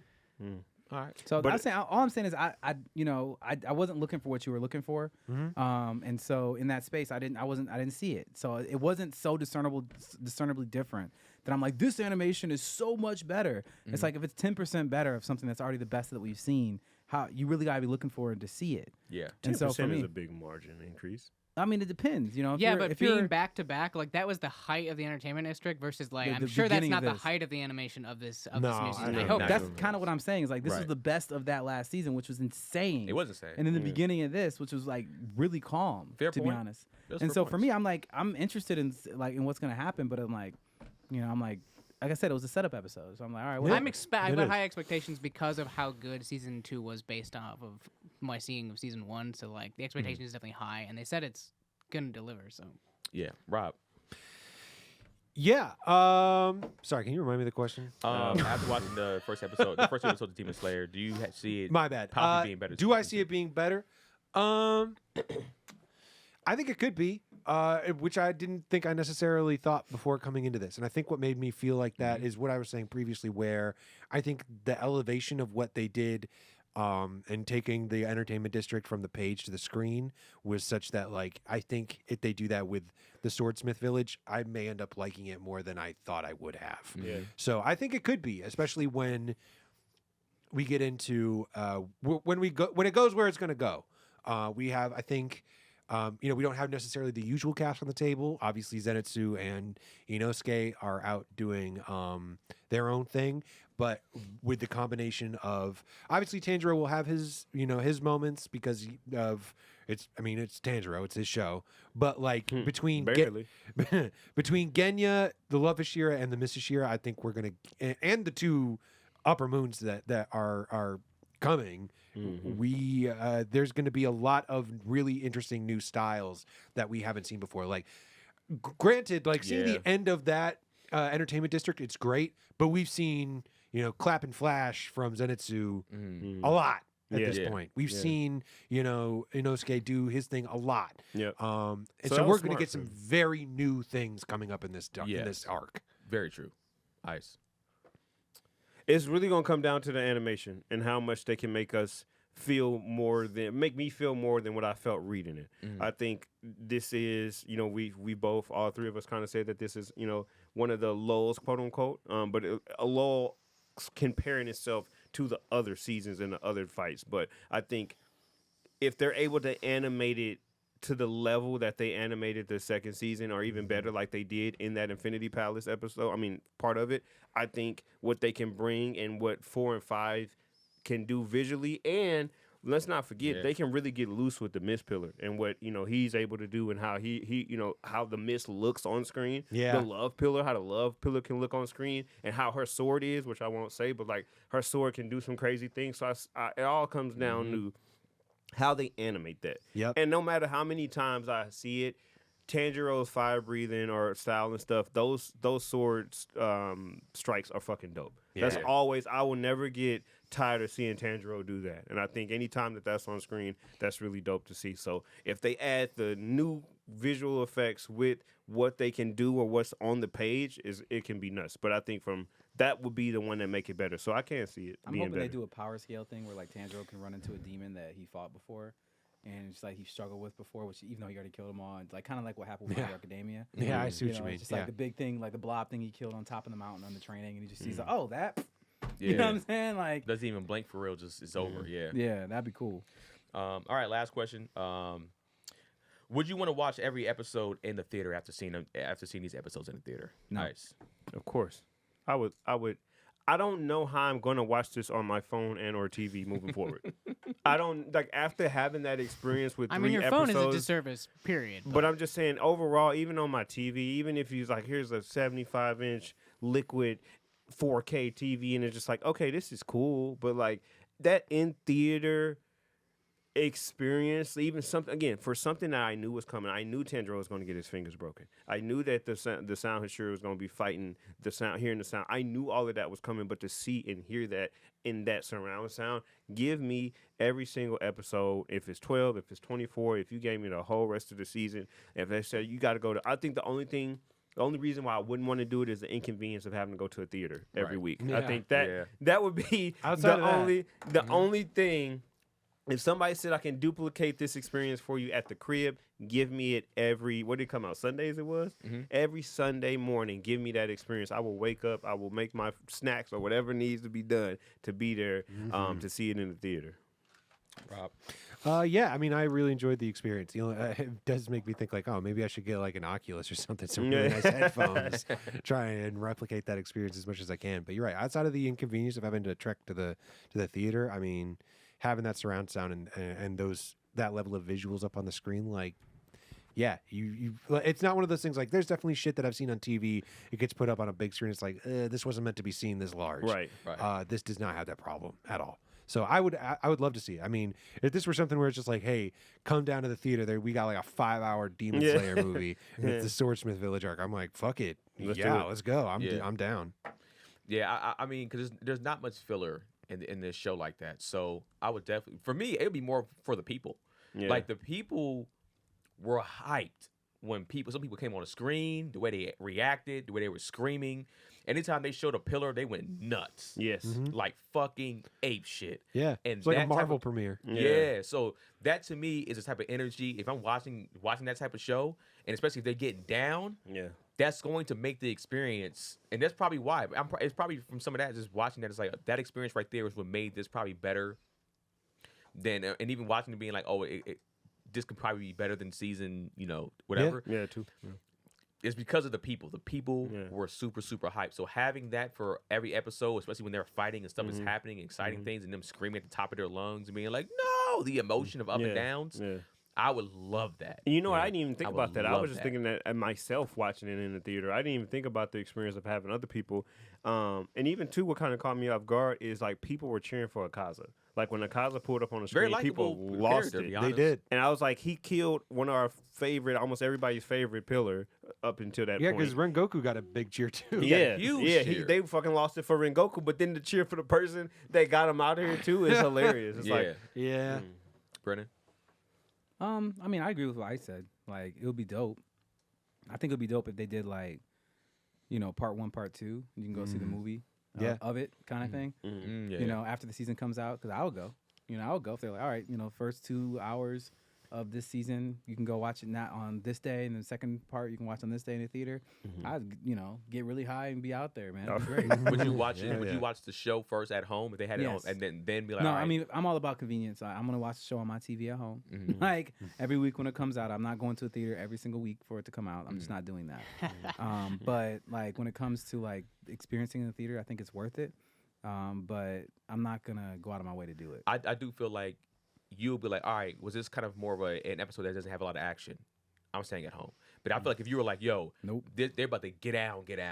So I'm watching it at home and like, man, I can't wait to see that again in the theater. And the reason I can say that is because of how much I enjoyed watching the End of the Entertainment arc again in the theater. Like I didn't feel like I missed anything out of it.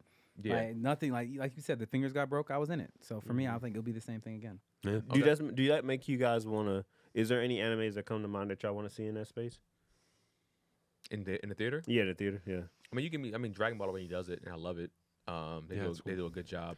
Yeah, if they did like the finale for My Hero or something, like towards the end, and as a theatrical release, that could be really cool. Yeah, That'd be crazy. Some of these fight scenes Versus them dumb one-off movies. Yes. Yeah, they just show some of these fight scenes for even an hour. I'll be there. I'll be like, that's kind of crazy. Oh yeah. Yeah, Cam, to end it off.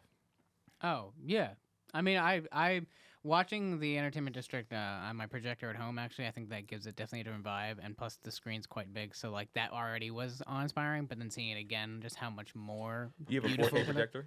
It's not 4K. Those Okay. things are astronomically expensive. But it does the job in like recreating that enough for me. It's really the sound that I would need, because I mean, getting that surround sound is you have to go to the theater to really get that.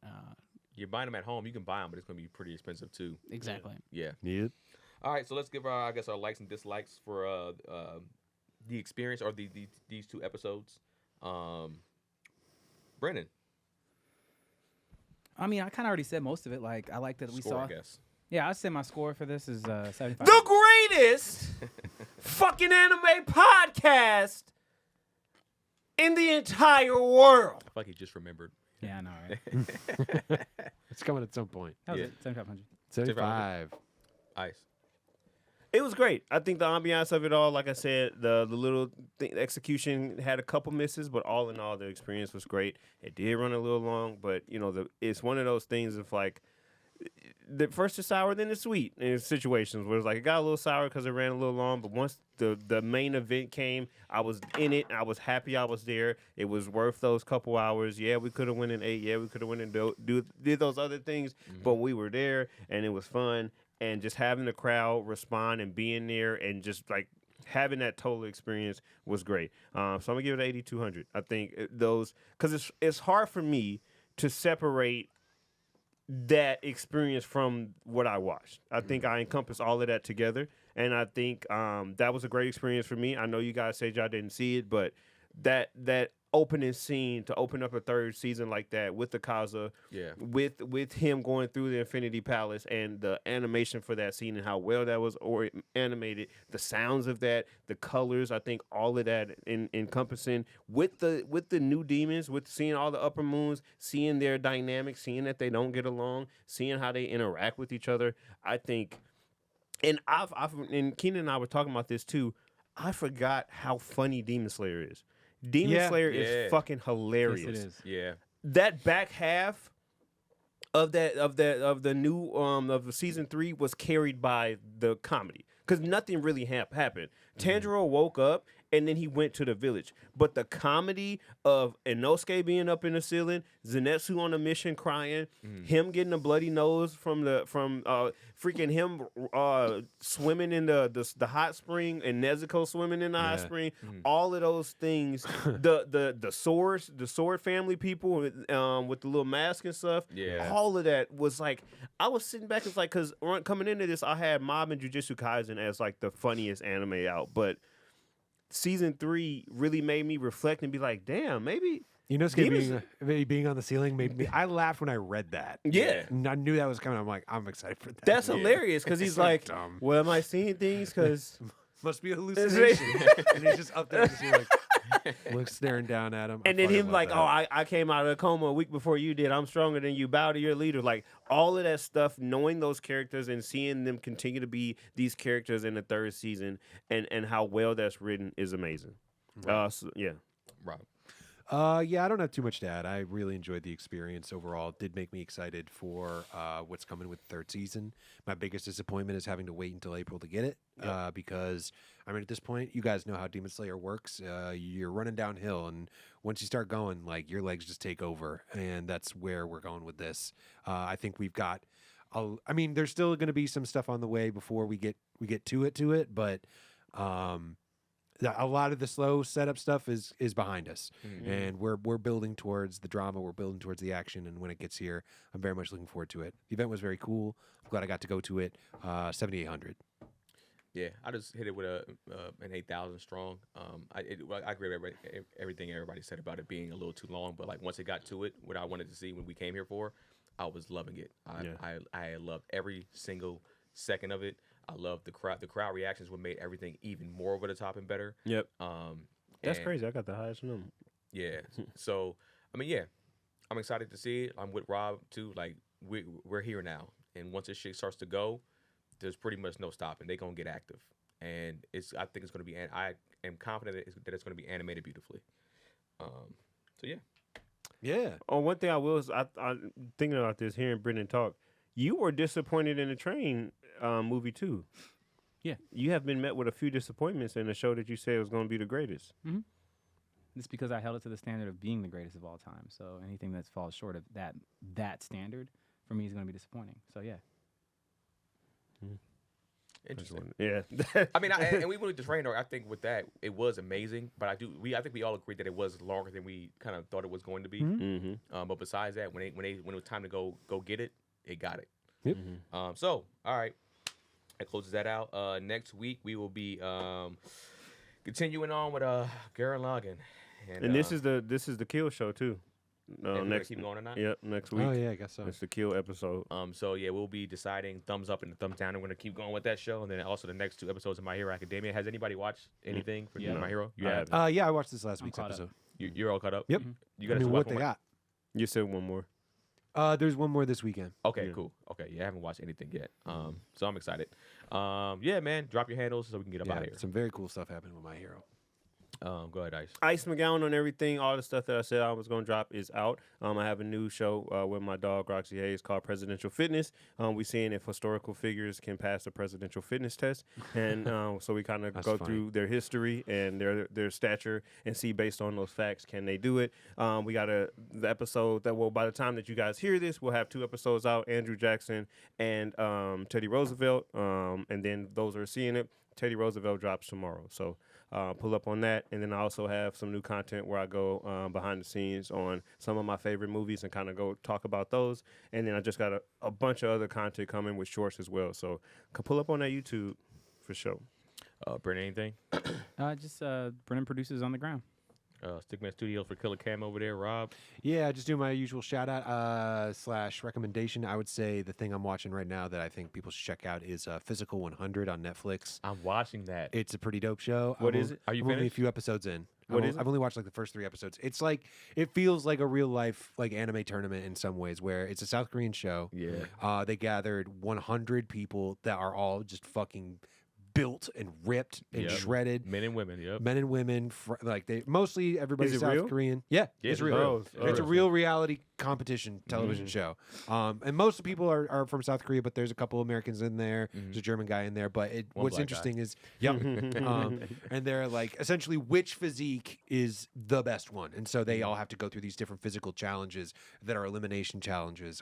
And like it's bodybuilders versus models versus cheerleaders versus MMA fighters versus baseball players versus they got dancers, all type of shit. all types of stuff. So it's really cool to see how those sorts of competitions weigh out. If you're into tournament stuff, I would definitely say check it out. Did you watch? So you're up on the episodes where they kind of had to go one-on-ones. I'm in the one-on-ones, which is a bit of a slog because there's 50 of them. Yeah, but I'm in there. Yes, but they're gonna They have track people they're gonna in there? slide through. Yeah, I think they got everything in there. They got cops, they got firefighters, they got everything in there. I can't Yeah. imagine a track person not being the best one on there. They got a lot. Nah, they're not gonna be the best because it's not about just that. It's about everything. Because I'm on the. That's what I'm saying, I'm everything. right after that. Now it's Oh, like some shit. team stuff they got to do. Oh, interesting. Yeah, so it's not an all one-on-one thing. Well, I'm not saying one-on-one. I'm saying physicality wise. Nah, because you got to scrap in there.